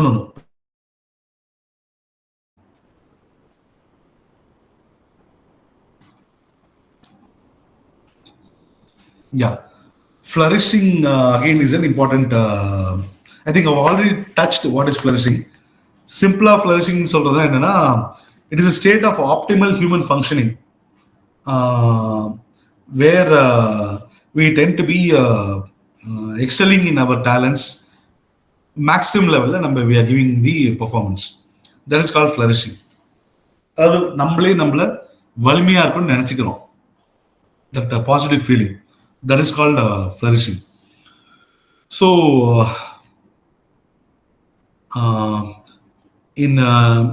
to put it simply, flourishing is complete mental health அப்படின்னு சொல்றாங்க. So இதோட opposite பார்த்தீங்கன்னா லாங்குவேஜிங். அதாவது opposite சொல்ல முடியாது, இதோட corollary மாதிரி வச்சுக்கோங்க. This is languishing is a state that divides the mental health and mental illness, characterized by a feeling of emptiness, hollowness, or what people call as melancholy. Emptinessனா வெறுமை, hollownessனா வாழ்க்கை என்ன பர்பஸ் இல்லை அப்படின்னு நினைக்கிறது. Melancholy is a pensive state. That is it's a mild, sad state. So that is languishing. Languishing. இப்போ நம்ம மெய்யழகன் படம் பார்த்தீங்களா ரீசெண்டா? If you have seen that movie, what Arvind Sami says in the first 10-15 minutes is actually languishing. அங்க அப்படி இருந்துச்சு எங்க வீடு, அப்படி இருந்துச்சு எங்க ஊரு, அவ்வளோ ஃப்ரெண்ட்ஸ் இருந்தாங்க, ஐ லாஸ்ட் எவ்ரிதிங், அது மாதிரி. That is called languishing.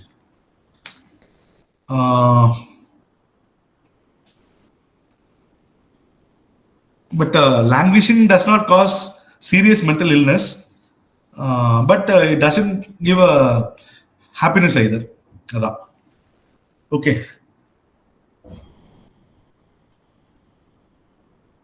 So அது ரெண்டு மூணு ரேஷியோலாம் கொடுக்குறாங்க. கிரிட்டிக்கல் பாசிட்டிவிட்டி ரேஷியோ 2.9, ரெண்டு மூணு ரேஷியோ அந்த எக்ஸசைஸோட அவுட்கம்ல ரிசர்ச்லாம் கொண்டு வராங்க. Please read through that. Then a general theory of positivity. That is இவங்க Fredrickson and Lassard அவங்க குரூப் வந்து they propound something called as general theory of positivity. It predicts that the line dividing the human flourishing from languishing among individuals and groups is strongly associated with the positivity ratios of 2.9. Okay. So they say that there may be an upper limit to this ratio, but they also mention that there is certain amount of negativity is also necessary for human healthy functioning. Actually, conflict, pain, distress, they say that they are all opportunities for personal growth, and in relationship to others, they provide opportunities to grow. Another negativity also contributes to flourishing by helping to build psychological growth and resilience. This is the general theory of positivity. General theory of positivity is as a 2-mark question. I think flourishing and languishing, I hope I was clear. Adume often repeated 2-mark questions. So with that, our 4th chapter comes to an end. இதுல ஒரே ஒரு சின்னது மட்டும் நான் add பண்ணிப்பேன். அந்த அவருடைய அந்த ரேஷியோ என்னன்னாக்கா, இப்ப ஒரு நாளைக்கு ஒரு வாரத்துல உங்களுக்கு வந்து ஒரு 12 பாசிட்டிவ் இவெண்ட்ஸ் நடக்குதுன்னு வைங்களேன், ஒரு 4 நெகட்டிவ் இவெண்ட்ஸ் இருக்குதுன்னு வைங்க. So you divide 12 by 4, you get 3. ஒரு ஆளுக்கு கிரிட்டிக்கல் பாசிட்டிவிட்டி ரேஷியோங்கிறது 2.9. இதான் அவங்க சொல்ல வர்றாங்க. எக்ஸாக்ட்லி. பேஜ் நம்பர் 52 அந்த எக்ஸ்பெரிமெண்ட்ல என்னன்றதை அவங்க சொல்றாங்க அப்படியே. Yes ma'am. Thank you.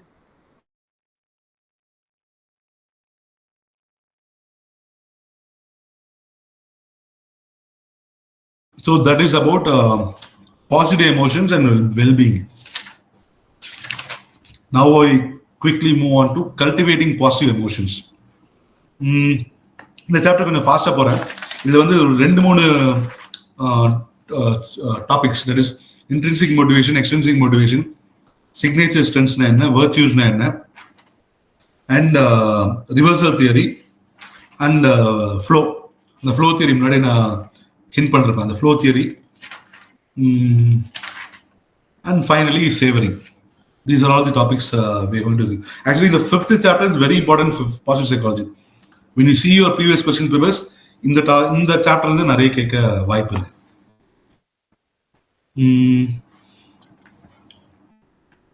நான் எப்படி how do I go based on topics போட்டுமா இல்ல டெக்ஸ்ட்ல போற ஃப்ளோ மாதிரியே போட்டுமா?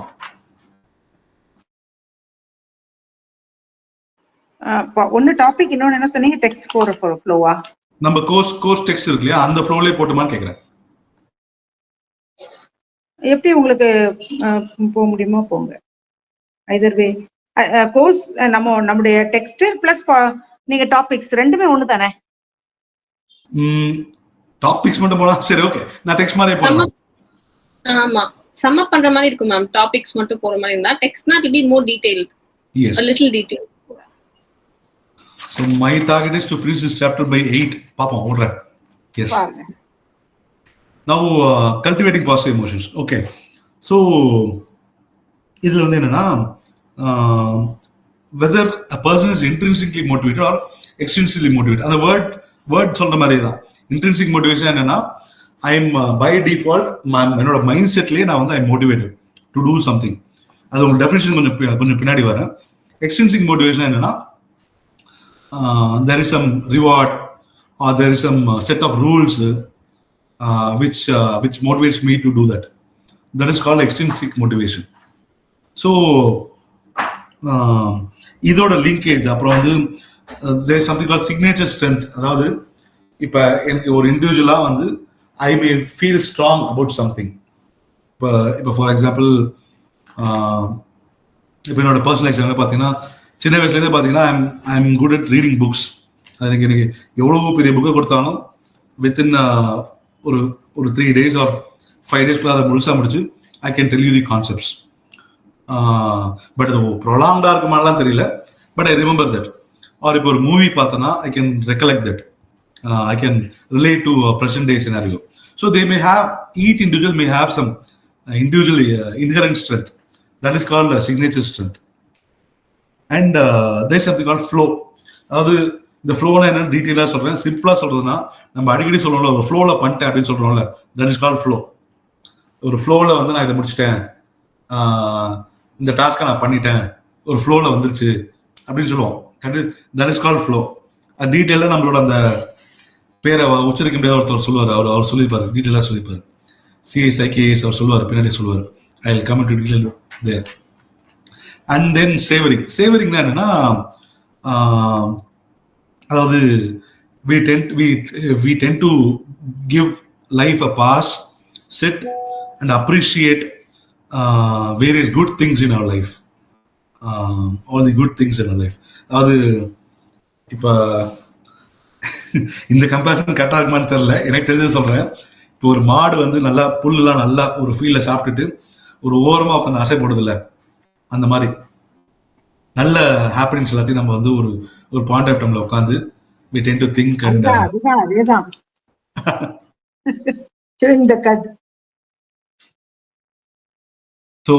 so that is called savoring. இதுல ஒண்ணே என்ன, ரிவர்சல் தியரி என்னன்னா, சிம்பிளா சொல்றதுன்னா, இப்ப I may be motivated to do something or I may be disinterested to do something, but owing to the process அது நடக்கிறப்ப பாத்தீங்கன்னா I may feel interested, I may develop an interest to do it, or I may be completely, அதாவது previously interested இருந்துட்டு I may be completely demotivated and get out. That is called reversal theory. அது டீட்டெயிலாக we'll see. So இது எல்லாத்தையுமே எப்படி cultivate பண்றது அப்படின்றத chapter. So first we go to intrinsic motivation. Intrinsic motivation சிம்பிளா சொல்றதுன்னா, with intrinsic motivation we do things which actually because we like the activities themselves. இப்போ ஃபார் எக்ஸாம்பிள் ஒரு பெயிண்டிங் வரைகிறதோ இல்லை வந்து ஒரு cricket ஆடுறதோ, we are not doing that for any reward or recognition. We find it interesting for us, அதனால போய் சேரும். So that is called intrinsic motivation. Okay. Intrinsic motivation பார்த்தீங்கன்னா, for a deeper purpose of enjoyment, ஒரு பர்சனலாக we feel growing every day, it satiates our curiosity. இதெல்லாமே அந்த intrinsic motivation something comparable to a eudaimonistic happiness மாதிரி வச்சுக்கோங்களேன். நம்ம hedonic and eudaimonistic பார்த்தோம் இல்லையா. Intrinsic motivation actually it is ஒரு eudaimonic happiness. Okay. whereas extrinsic motivation வந்து extrinsic motivation actually ஒரு லாங்கர் கோல், ஒரு லாங் டேர்ம் கோல், இதை நான் செய்யணும், இதை நான் அச்சீவ் பண்ணணும் அப்படின்றதுக்காக பண்ணக்கூடியது அந்த extrinsically motivated people. I'll try to conceptualize that. Intrinsic motivation is conceptualized as the inclination we have towards a spontaneous interest, exploration, and mastery of new information, skills, and experiences. This is called intrinsic motivation. So இதில் வந்து என்னன்னா intrinsic motivation வந்து அந்த positive feedback வந்து ரொம்ப முக்கியம். Because it actually we feel that we are competent enough to do it further. Okay, so the positive feedback ரொம்ப முக்கியம். But intrinsic motivation is weakened by punishment, threat of punishment, or ஒரு pressurized environmental evaluation. நம்ம ஜாப்லேயே பார்த்துருப்போம், will be given some targets, அதுக்கு ப்ரெஷருக்கு achieve பண்ணுறதுக்கு அதை எவாலுவேட் பண்ணுவாங்க. எங்கள் பேங்க்ல பார்த்தீங்கன்னா கான்ஸ்டன்ட்டாக we have daily logins. So these are all weakens the intrinsic motivation of the person. By imposing goals, deadlines, directives, இதெல்லாம் it weakens the intrinsic motivation of the people. So இதில் வந்து வரதான் அந்த த்ரூ தி ஃப்ளோ அந்த explain பண்ணுறப்ப வரதான் அந்த self determination continuum. You can refer to page number 59. அது என்னன்னா இது ஃப்ரம் லெஃப்ட் டு ரைட் பாருங்க. தட் இஸ் ஃப்ரம் நான் self determine to self determine. நான் செல்ஃப் டிட்டர்மைன்ல பார்த்தீங்கன்னா there will be amotivated, there will be no inclination to achieve the goal. அப்படியே ஸ்லோவாக வந்து எக்ஸ்ட்ரின்சிக் மோட்டிவேஷன் வருது. அதாவது எக்ஸ்ட்ரின்சிக் மோட்டிவேஷனா set of rules or some direct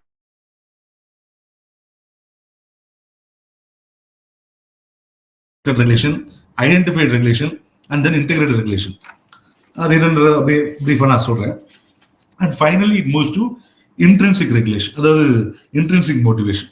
அதாவது லெஃப்ட் டு ரைட் நீங்கள் பார்க்கணும். we build our motivation in that way.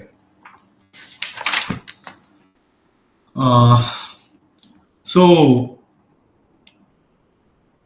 whenever we do some activity only because it is being rewarded, or when the non-compliance is punished, these activities are called to be externally regulated. And the page number 659 the 4 regulations சொன்னோம் இல்லையா, the first one the external regulation. I can relate it to my bank. We have something called audit system, yearly audit, RFI audit, where we have many audits. So whenever we fail to comply certain norms laid down by the bank or RBI or Government of India, there will be questions asked. There will be some recordings which needs to be complied. So these are called as externally regulated individuals, events. So this is a typical example of an extrinsic motivation. நம்ம Sulaiman sir சொல்றப்ப அந்த operand and clinical conditional படிப்பார் இல்லையா, operand conditional, அதோட typical example இது. Extrinsic மோட்டிவேஷன்ல இந்த external regulation வந்து is a typical example of that. So what is introjection? அதாவது when we do some activity under some self control in a ego involved way. அதாவது for example இப்போ என்னோட superior வந்து என்கிட்ட சொல்றாரு, நீ என்ன சொன்னாலும் உன்னால செய்ய முடியாது அப்படின்னு சொல்றாரு. So I take it as a challenge. I motivate myself to do that in spite of the fact that I am disinterested. But slowly I progress to the stage where I take it as a challenge and do that. Because it spoils it questions my ego. So அதனால I do that. So this is called introjected regulation. Okay. So we move from external regulation to introjected regulation. And இது ஸ்லோவா பார்த்தீங்கன்னா where people consciously value actions and view them as having of personal importance. இப்போ நான் செய்யற வேலை வந்து முக்கியம், இது வந்து என்ன வந்து நிலைப்படுத்தும், என்ன வந்து மேம்படுத்தும், இது வந்து என்னோட கம்பெனியில என்னோட சொசைட்டில என்ன வந்து மெருகேதி காட்டும் அப்படின்னு நான் நினைச்சேன்னா, when I attach some personal importance to accomplishment of certain job, I do that. I keep on doing that. That will become your integrated regulation. That is where activities are congruent with the person's identity and synthesized with the self, synced with the self. These actions are regulated in an integrated way. Okay. So these are the 4 types. Identified regulation. Okay. Identified enna நான் வந்து ஒரு ஒரு particular ஜாபை வந்து இந்த particular இதுக்காக நான் பண்ணணும் அப்படின்னு ஐடென்டிஃபை பண்ணி அதுக்காக செய்கிறேன். Okay, it comes in a natural progression, that is from external regulation, introjected regulation, identified regulation, and finally integrated regulation.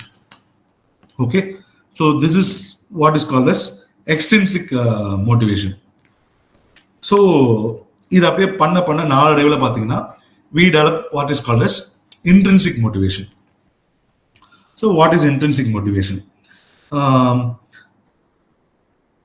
அந்த கண்டினியூம், அந்த செல்ஃப் டிட்டர்மினேஷன் கண்டினியூம் இருக்கு இல்லையா, அந்த செல்ஃப் டிட்டர்மினேஷன் கண்டினியூம்ல last stage where it is movement from external regulation through interjection and internalization to integration.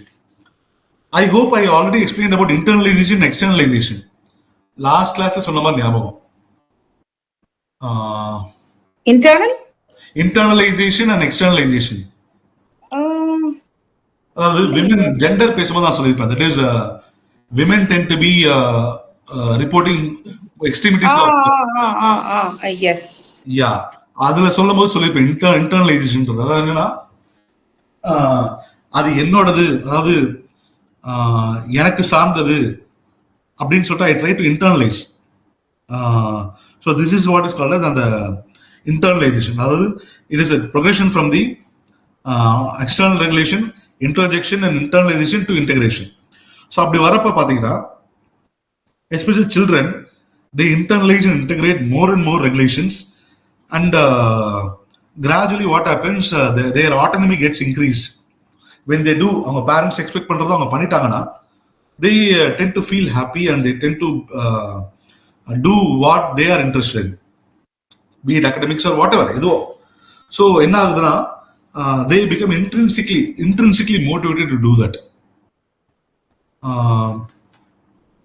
இப்போ இதுக்கு ஒரு example சொல்றதுன்னா, இப்போ நம்ம சின்ன வயசு 5 வயசுல வந்து செஸ் சாம்பியன் ஆகுறது, 10 வயசுல செஸ் சாம்பியன் ஆகுறது, ஸ்பெல் பி சாம்பியன் ஆகுறது, இந்த மாதிரி இதெல்லாம் பார்த்தீங்கன்னா that is because of intrinsic motivation developed over years. சின்ன வயசுலேருந்தே அவங்களுக்கு வந்து ரெகுலேட் பண்ணி அவங்களை பண்ணுவாங்க.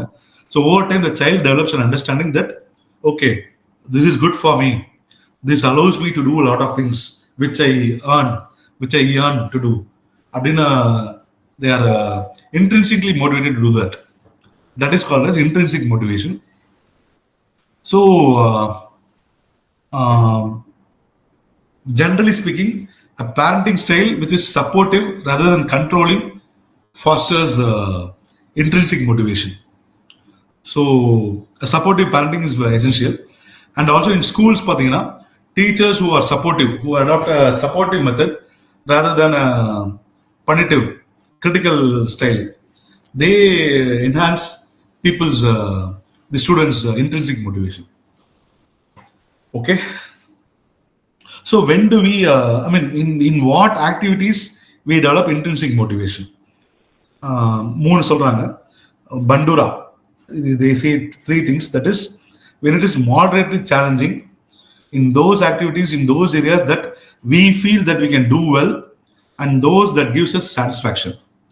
இது 3த்துல தான் பார்த்தீங்கன்னா we tend to develop intrinsic motivation naturally. I just repeat that, which is moderately challenging. அதாவது it should be achievable. Unachievable இருக்கிறதெல்லாம் நம்ம வந்து we won't be motivated. It should be moderately challenging. We should feel that we can do well in the particular area, and it gives us satisfaction. So these are the activities which we develop intrinsic motivation. Okay. So in the intrinsic motivation பண்றப்ப பார்த்தீங்கன்னா we naturally develop the usage of our signature strengths because what happens, நான் முதல்ல சொல்ல மாதிரி signature strength என்னன்னா நம்மளோட inherent natural ability in a particular thing, particular activity. So அதை பண்றப்ப we feel more rewarded, more satisfied.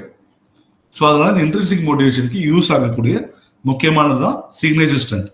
So what are signature strengths? Seligman வந்து actually 2 பிரிக்கிறாரு பாசிட்டிவ் எமோஷன்ஸை, momentary pleasures and more enduring gratifications. That is our hedonic and eudaimonic. அதில் வந்து என்னன்னா நீ சொல்லும் போது அந்த சென்சுவல் எக்ஸ்பீரியன்சஸ் சென்சுவல் கிராட்டிஃபிகேஷன் வரப்ப there comes a point where we experience something called flow. அதாவது அந்த ஆக்டிவிட்டீஸ்ல பண்ணும்போது when we are using our signature strength, for example dancing or flow வரல, கொஞ்சம் வெயிட் பண்ணுங்க. ஃப்ளோக்கு முன்னாடி I try to explain what is virtue and character strengths, அதுக்கப்புறம் அங்கே வரேன். So dancing or reading, creative writing, teaching, all these can be our signature strengths. So signature strengths are personal traits on which particularly high scores are obtained, associated with particular virtue. Okay, so naturally virtue na என்னன்றது வருது. அதுக்கு முன்னாடி என்னன்னா the values in action classification of strengths. Peterson Seligman வந்து ஒரு system ஒன்று கண்டுபிடிக்கிறாங்க. அதாவது என்னன்னா அது பேர் என்ன, values in action classification of strengths. Values in action classification of strengths. So இங்கே வந்து என்னன்னா வர்ச்சியூஸ், ஸ்ட்ரென்த்து, அப்புறம் எனேபிளிங் தீம்ஸ், இது மூணுத்தையும் படிக்கிறாங்க.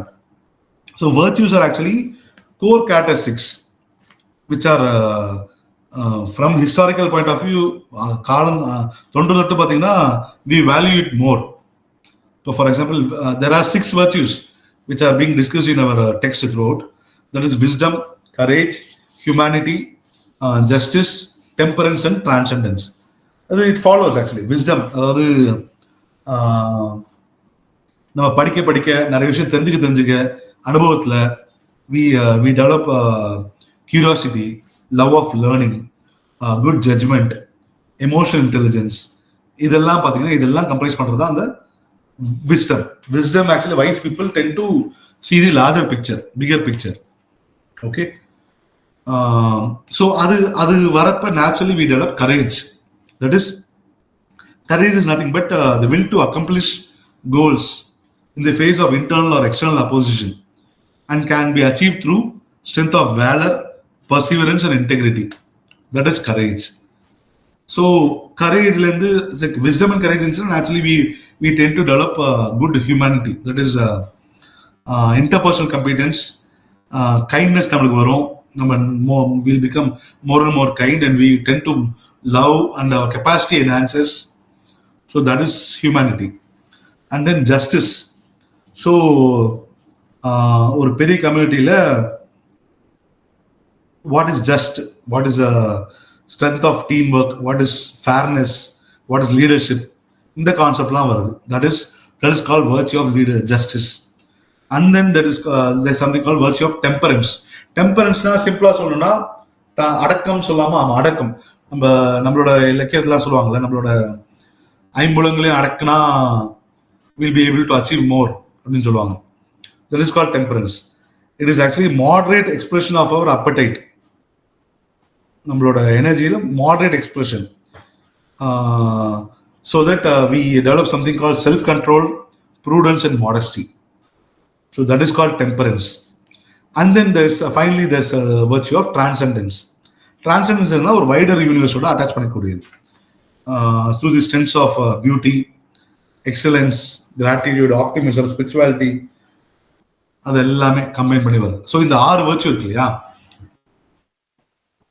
இந்த 6 வர்ச்சு வந்து அந்த இதுல கிளாசிஃபை பண்றாங்க. That is value in action classification சிஸ்டம்ல இந்த 6த்தையுமே கிளாசிஃபை பண்றாங்க. Who, Peterson, Seligman.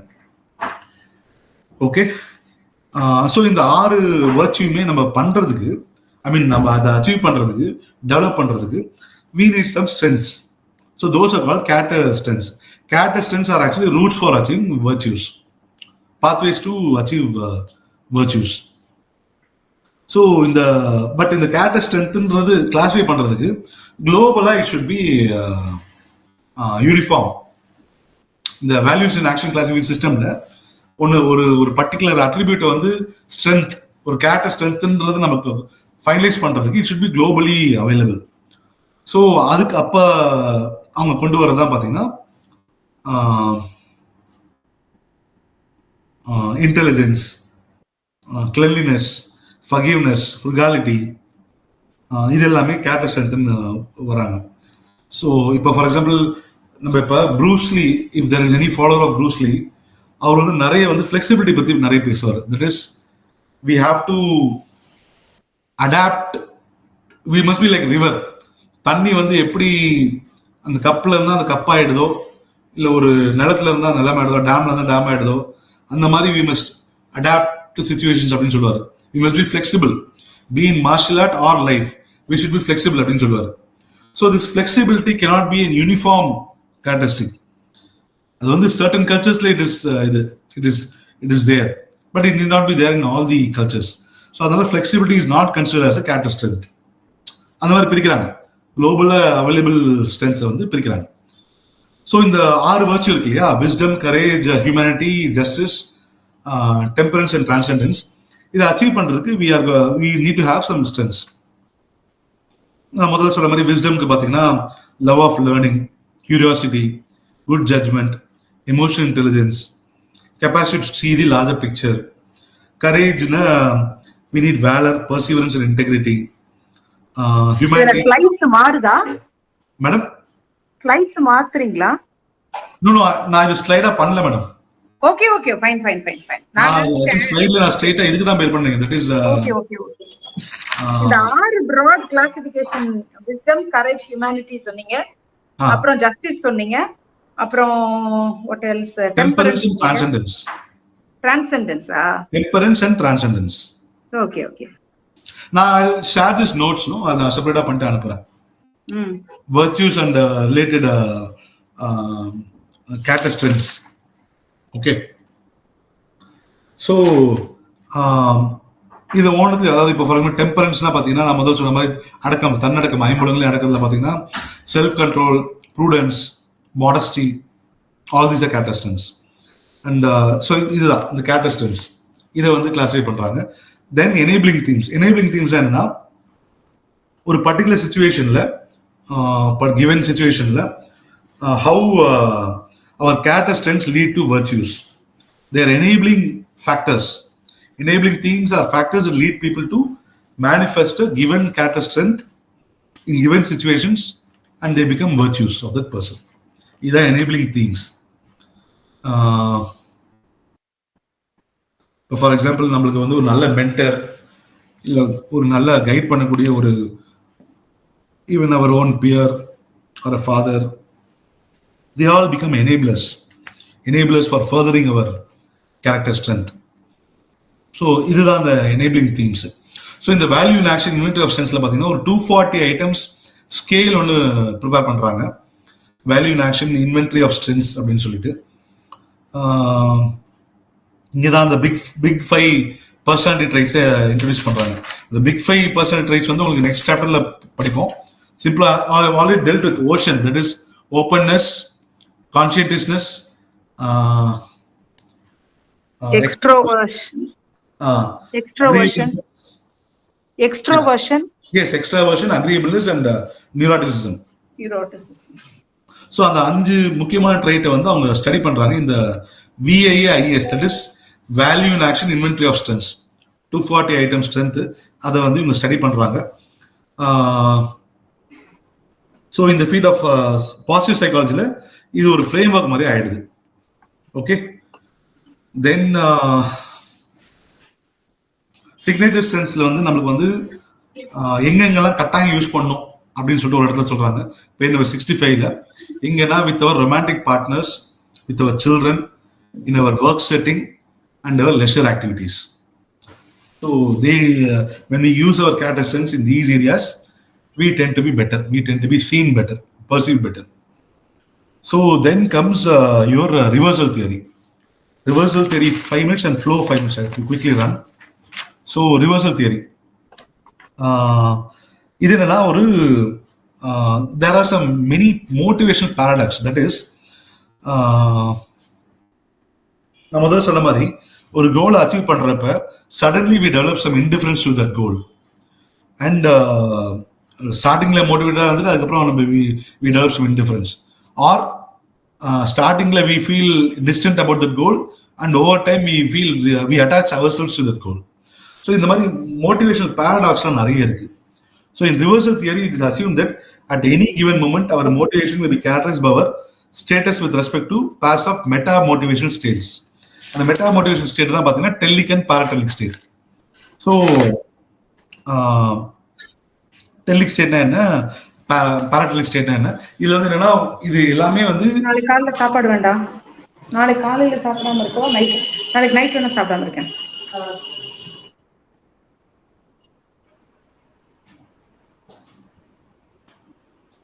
Subha ma'am, can you mute yourself?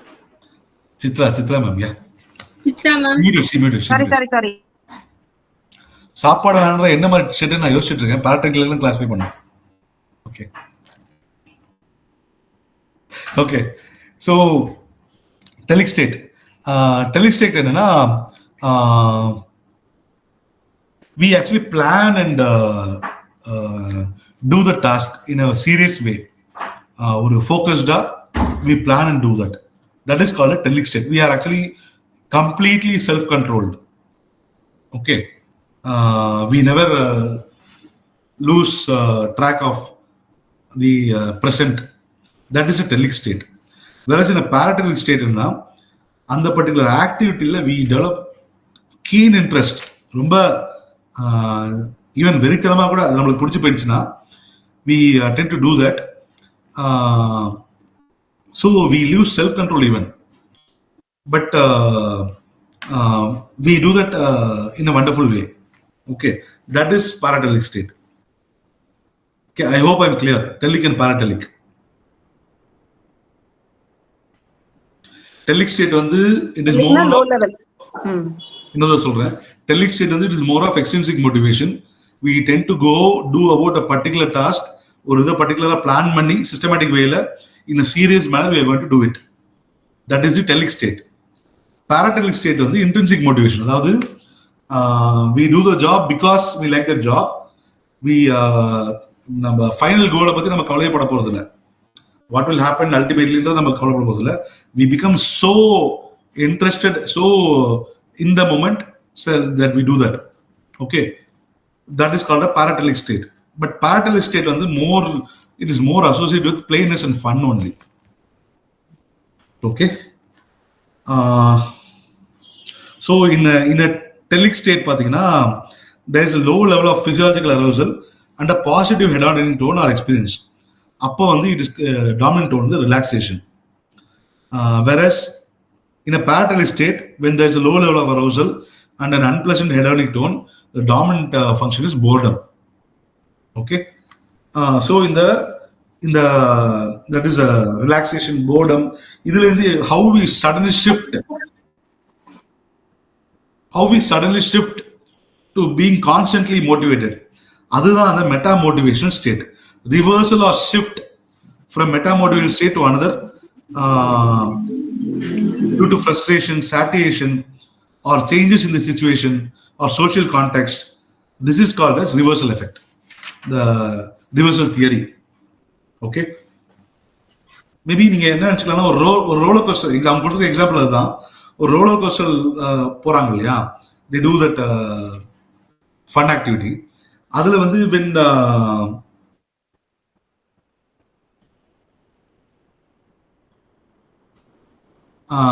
அதுல வந்து அந்த என்ஜாய்மெண்ட்டுக்காக போய் உட்காந்து உண்மையிலேயே அனுபவிச்சு செய்றாங்க இல்லையா, that is called paratelic state. Whereas அவங்க ஒரு பயத்திலேயோ ஒரு என்ன சொல்றது ஒரு ஃப்ரஸ்ட்ரேஷன் ஆயிடுதுன்னு வச்சுக்கோங்களேன், they tend to shift to the telic state. அவங்களோட கோல் வந்து அப்ப என்ன ஆகும்னா முதல்ல இங்கிருந்து கீழே இறங்கணும் அப்படின்னு ஆயிடும். ஸோ இந்த ஷிஃப்ட் வந்து அடிக்கடி நடக்கும். ஸோ இந்த ஷிஃப்ட் நடக்கிறப்ப we experience something called flow. ஓகேவா? அந்த ஃப்ளோனா என்னன்னா அந்த மெட்டா மோட்டிவேஷன் ஸ்டேட் சொன்னேன் இல்லையா, அந்த மெட்டா மோட்டிவேஷன் ஸ்டேட்ல there is a dominance of some state, that is telic dominance இல்ல paratelic dominance அதிகமா இருக்கும். ஸோ அதுக்கேற்ற மாதிரி we tend to go through that. Okay, when there is telic dominance பாத்தீங்கன்னா telic dominance is more of intense work motivation, stronger association with work and life satisfaction, more organized lifestyle, larger fear to failure, less hope of success. இதெல்லாம் வந்து டெலிக் ஸ்டேட்ல இருக்குது. Versus பேரடெலிக் ஸ்டேட்ல பார்த்தீங்கன்னா greater muscle tension, complete அந்த டாஸ்க்கை வந்து அது செஞ்சுட்டே இருக்கணும் அப்படின்ற ஆசை, greater fluctuations in heart rate, இதெல்லாம் வந்து are components of parabolic state. Okay, so here we go through something called flow. So what is flow? அந்த நான் முதல்ல சொல்ல அந்த பெயர் வச்சு இருக்க முடியாத ஒரு மைக் CSIKSZTNTMIHALYI that person. Okay, அவர் வந்து ரிசர்ச் பண்றாரு what is a flow. Okay, so he extensively researches when people are engaged in challenging but controlling tasks, they are intrinsically motivated and that they experience a unique psychological state that is called flow. இது உங்களுக்கு example சொல்றதுன்னா, இப்போ அந்த rock climbers, dancers, chess players அவங்களாம் பார்த்தீங்கன்னா sometimes they keep on doing that. They lose track of time, they lose track of the surroundings. அதாவது அது ஒரு போதை மாதிரி ஆயிடுதுன்னு வச்சுக்கோங்களேன். they become addicted to that activity, so they keep on doing that. And அதான் நான் முதல்ல சொல்ல மாதிரி அது ஃப்ளோல முடிச்சிட்டேன் அப்படின்னு சொல்லுவாங்க இல்லையா, அதுதான் simple doing of the activity தான் அதோட ரிவார்ட் ஆக்சுவலா. So that is called flow. So நம்ம டெக்ஸ்ட்ல பார்த்தீங்கன்னா இந்த 8 to 5 ஜாப் இருக்கு இல்லையா, 8 to 5 மைண்ட் அண்ட் ஃப்ளோ வந்து அவங்க கான்ட்ராஸ்ட் பண்றாங்க. I hope you got what is a flow.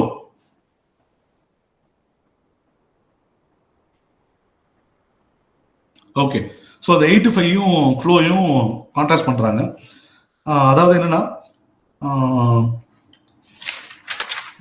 8 to 5 people வந்து பார்த்தீங்கன்னா they are constantly confused and concerned about their performance.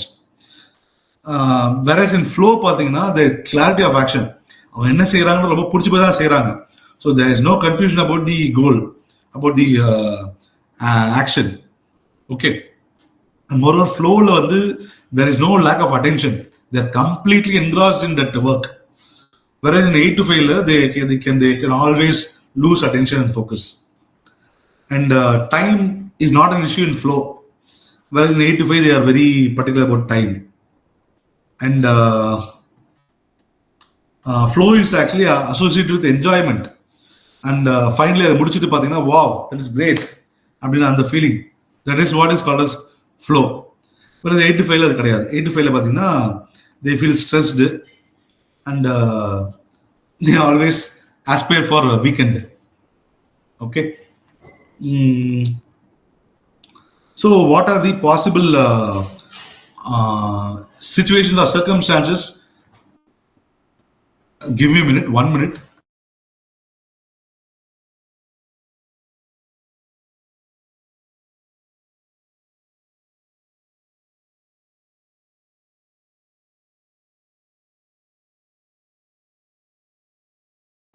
Yeah, continue.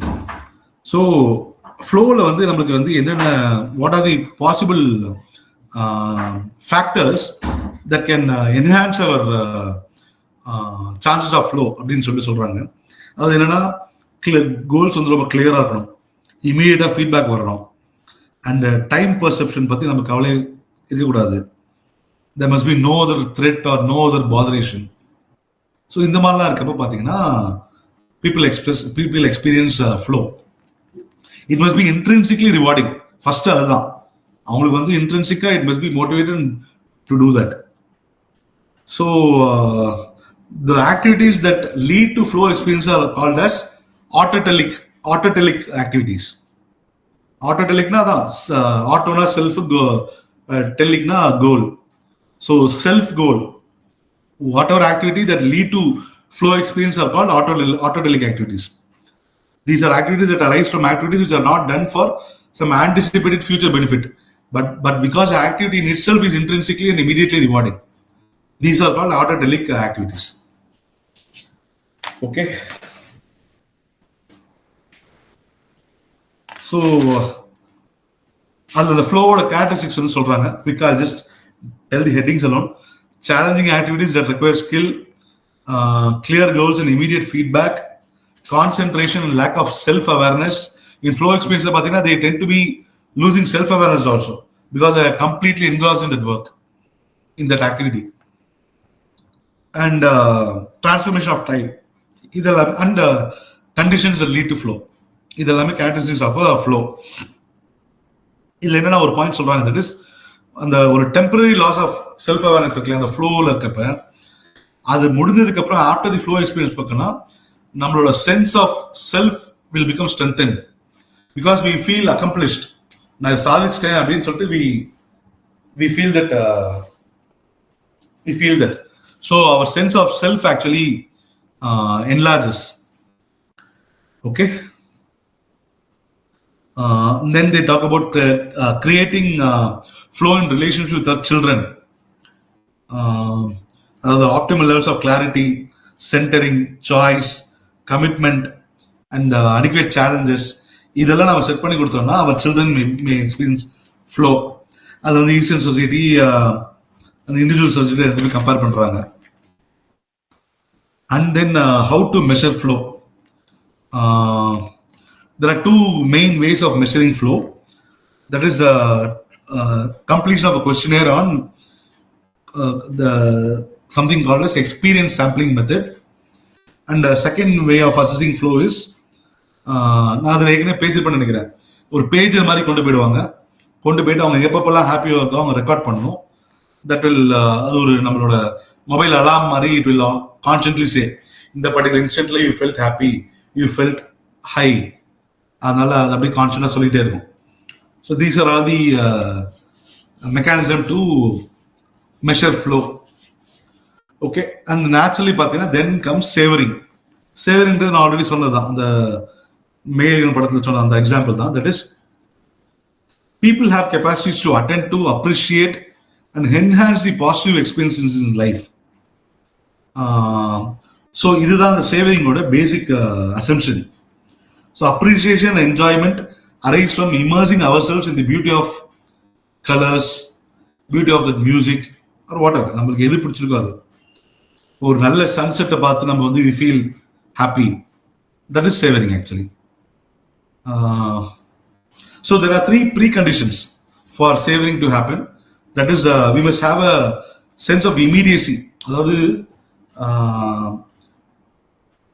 ஒரு சர்ப்ரைசிங்கா இருக்கணும் நம்மளுக்கு. It must be appealing and surprising. We must have a sense of immediacy of what is happening in the moment. நம்மளுக்கு ஏற்கனவே தெரிஞ்சிடக்கூடாது, முன்னாடியே தெரிஞ்சிடக்கூடாது, இது நடக்க போகுது அப்படின்னு தெரிஞ்சிடக்கூடாது. It must be sudden. And to experience savoring, நம்மளோட social and self esteem needs to be set aside. அதாவது நான் இவ்வளவு பெரிய ஆளு, நான் வந்து இந்த கம்பெனியோட எம்டி, இந்த மாதிரிலாம் நினைச்சிட்டு இருந்தேன்னா savouring will not be successful. You must lose your self esteem, you must lose your social identity. அப்பதான் வந்து savouring will be really good. It must be in a relaxed state of mind, attentive but a relaxed state of mind. This is a typical example of savoring. Good food. After good food, we completely immerse ourselves in that particular thing. And savoring requires a mindful focus on the pleasurable features of a current experience. This is some researchers call it as total absorption. அதாவது flow வந்து பாத்தீங்கன்னா it actually gets disrupted by too much self-awareness. Whereas savoring பாத்தீங்கன்னா it is a self-aware activity actually. நம்ம வந்து ரசிக்கிறோம், நம்ம வந்து எல்லாத்தையும் பாராட்டுறோம், எல்லாத்தையும் நம்மளோட அன்பால நம்ம எல்லாத்தையும் உயர்ந்து நினைக்கிறோம். That is savoring. So savoring is a relatively simple and straightforward way to enhance our positive experiences. Okay. So that is about cultivating positive emotions. Another 20 minutes. Shall I quickly complete chapter 6?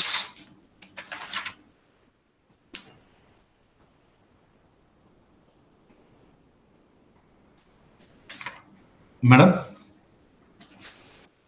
Yes, sir. We can go on. We'll go on. Yeah. நீங்க இந்த மாதிரி ஞாபகம் வச்சுக்கிட்டு Move on.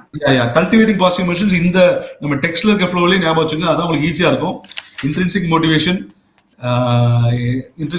Extrinsic motivation, self determination continuum, எப்படி extrinsic motivation intrinsic motivation வர்றோம், and then signature strengths, எப்படி virtue attain பண்றதுக்கு signature strength ரொம்ப, கேரக்டர் ஸ்ட்ரென்த் முக்கியம், எனேபிளிங் தீம்ஸ் தேவை, and signature strengths and well-being, and then the meta-motivation state and reversal theory, telic, paratelic and autotelic states, and then flow வந்து actually அந்த that is when people engaging in challenging but controllable tasks, they're intrinsically motivated, that experience something called flow.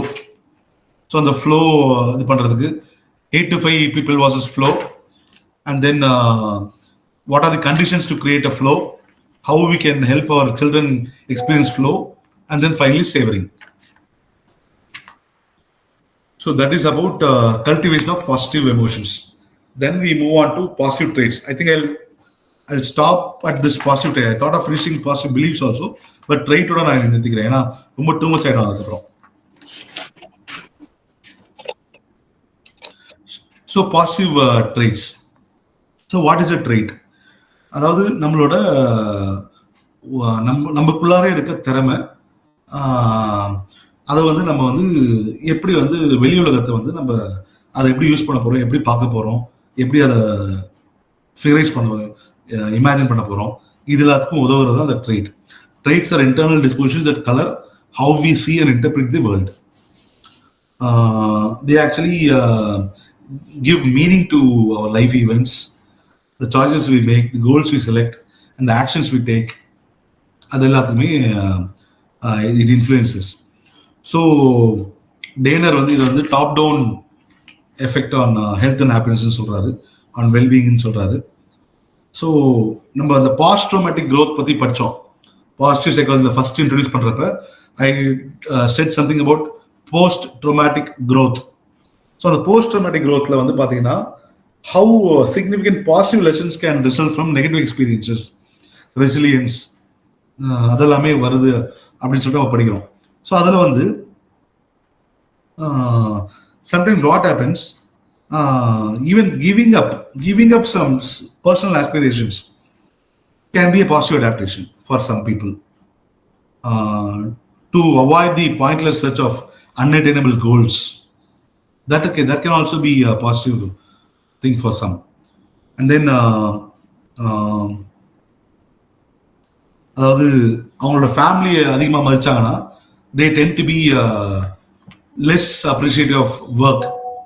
அதாவது ஒர்க்னு ஒரு என்ன சொல்றது, ஒர்க்காலிக்கா இருக்காம when they are trying to enhance the quality of life, family life, they reduce the dependence on work. Okay, so இதெல்லாமே கூட they also are positive traits அப்படி மாதிரி வருது. ஸோ ரெண்டு விதமா, அதாவது ஜெனரல் ஸ்டாண்டர்ட்ஸ்ல பார்த்தீங்கன்னா ரெண்டு விதமா பிரிக்கிறாங்க, ஹெடானிக் ஸ்டாண்டர்ட்ஸ் அண்ட் யூடோமானிக் ஸ்டாண்டர்ட்ஸ்ல. ஹெடானிக் ஸ்டாண்டர்ட்ஸ் படி பார்த்தீங்கன்னா அவர் these researchers actually examine whether a particular individual characteristic enhances or diminishes a person's level of happiness. அதுதான் அந்த ஹெடானிக் ஸ்கூல் ஆஃப் தாட்ல இருந்து ட்ரைட்ஸை படிக்கக்கூடியவங்க. தென் யூடோமானிக் வெல்பீயிங் அவங்க என்ன பார்க்குறாங்கன்னா, when it focuses on emotional health, positive social relationship, finding meaning and purpose in life, effective coping and adaptation, இதெல்லாத்தையும் base பண்ணி positive குவாலிட்டிஸை pastor பண்ணக்கூடிய எல்லா குவாலிட்டிஸும் அவங்க ட்ரெய்ட்ஸ்ன்னு பார்க்குறாங்க. So there is also many researchers have actually focused on physical health advantages and disadvantages of various psychological traits. For example, longevity வந்து நம்ம actually measure பண்றோம், அது ஒரு இம்பார்ட்டன்ட் ஃபேக்டரா மெஷர் பண்றோம்.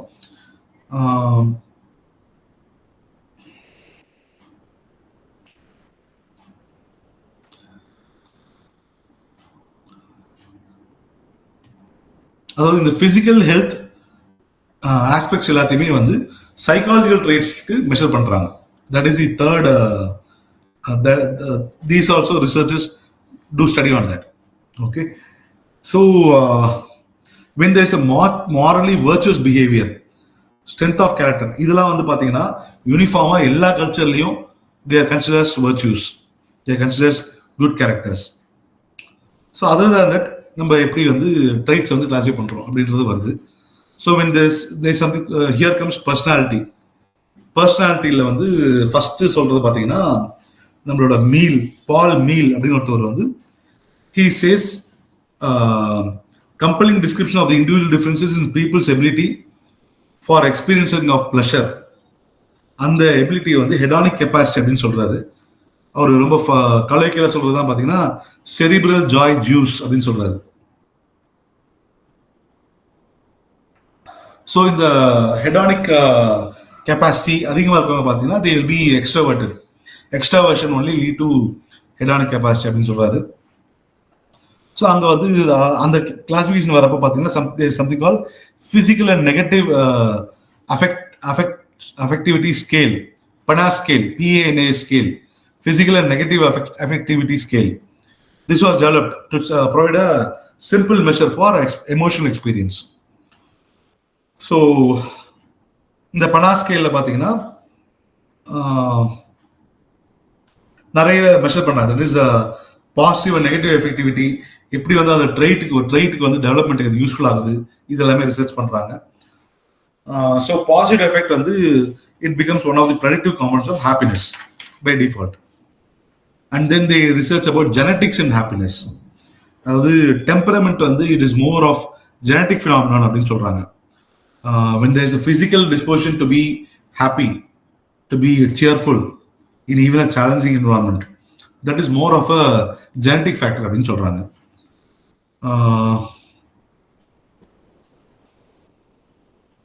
ஸோ இதில் வந்து ரியாக்டிவ் இன்ஃபென்ஸ் அண்ட் நான் ரியாக்டிவ் இன்ஃபென்ஸ்னு ரெண்டாக பிரிக்கிறாங்க. ரியாக்டிவ் இன்ஃபென்ஸ்னா என்னன்னா அவங்க வந்து தொட்டாசிலிங்க மாதிரி, that is they will be very loud. ஒரு புது குரூப் போனால் they'll shout, they'll cry.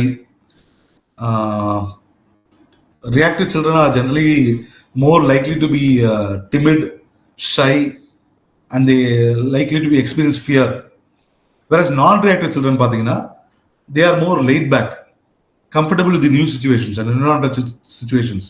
They are more outgoing, curious, and eager to explore the world and people in it. So இதுதான் ஜெனட்டிக்ஸ் அண்ட் ஹாப்பினஸ் பற்றி அவங்க சொல்றது. So அந்த genetics and happiness சொல்றப்போ வரதான் பார்த்தீங்கன்னா நம்மளோட பிக் ஃபைவ் ட்ரைட்ஸ். இந்த ஓஷன் சொன்னோம் இல்லையா, that is openness, conscientiousness, extraversion, agreeableness and neuroticism. அதை அஞ்சுத்தையும் எக்ஸ்பிளைன் பண்றாங்க. ஐ ஹோப் அதுக்கு நான் போகலான்னு நினைக்கிறேன். எக்ஸ்ட்ராவர்ஷன்னா உங்களுக்கு தெரியும், சோஷியபிள். நியூரோட்டிசம்னா நர்வஸ்னஸ். அக்ரீபிள்னஸ்னா in a community, in a team பார்த்தீங்கன்னா I should be agreeable. என்ன வந்து அக்ரீபிள்னு எல்லாரும் எடுத்துக்கணும். That is agreeable. Conscientiousness என்ன, discipline, self-control, organization. I work according to my conscience and I am disciplined, self-controlled and organized. That is conscientiousness. And then openness வந்து என்னன்னா openness to the experience. I'm not closed or I'm not restricting myself. I'm open to experience anything. That is openness. இதுல அந்த cause and effect வந்து படிக்கிறாங்க. இந்த 5 ஃபேக்டர்ஸுமே cause and effect படிக்கிறாங்க. இதுல வந்து பாத்தீங்கன்னா நீங்க அந்த தியரி படிச்சீங்கன்னா தெரியும். அது வந்து consciousness is more related to happiness, overall happiness. மற்ற 5 விட consciousness, when a person is organized, when a person is disciplined and self-controlled and intrinsically motivated, he or she is considered to be more happier than the others. Okay, that is about cause and effect. And then personality and eudaimonic well-being. Personality and eudaimonic well-being la psychological well-being nu solranga. That is optimal functioning, success in coping with life challenges. இதுதான் வந்து psychological well-being அப்படின்னு சொல்றாங்க. அதுல there are 6 aspects of psychological functioning. That is self-acceptance, environmental mastery, positive relation, purpose in life, personal growth, autonomy. these 6 are actually different aspects of psychological functioning, good psychological functioning. Okay.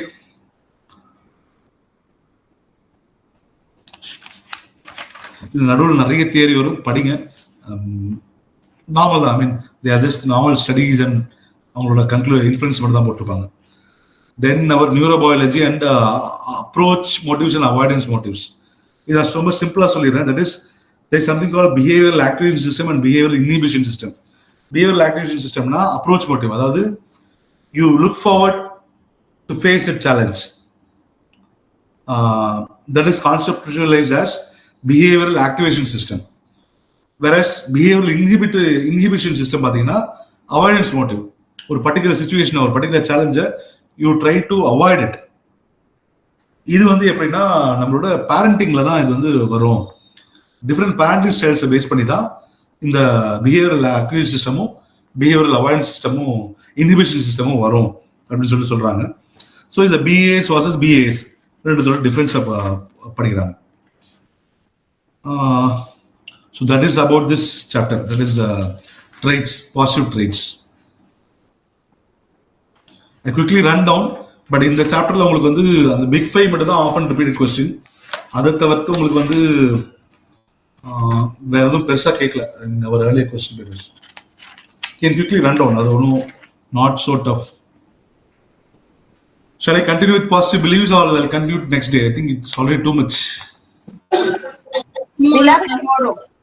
We'll have it tomorrow. No? Tomorrow or 18th. 18th, no? We have planned for 18th. 18th, yeah, 18th, sir. 18th, I think Sulaiman is absent today, but 18th we'll try to compliment and finish. Sulaiman is coming tomorrow. Tell him, next time he said, if Sulaiman is available tomorrow, he will go with 7, 8, 9, right? If available. பாருங்க, otherwise you continued finish off developmental psychology. அப்படினா இவங்க contact பண்ணனும். What இப்ப யாரு இல்லையே, நான் தான் 2 எடுக்கணுமோ? S, நாளைக்கு நான் 2 எடுத்துறேன். அப்போ ஓகே மேம். நாளைக்கு 11 and 12 நான் எடுக்கணும்னு நினைக்கிறேன். Okay madam. I continue, but see, the next couple of days I will not be in the position to record.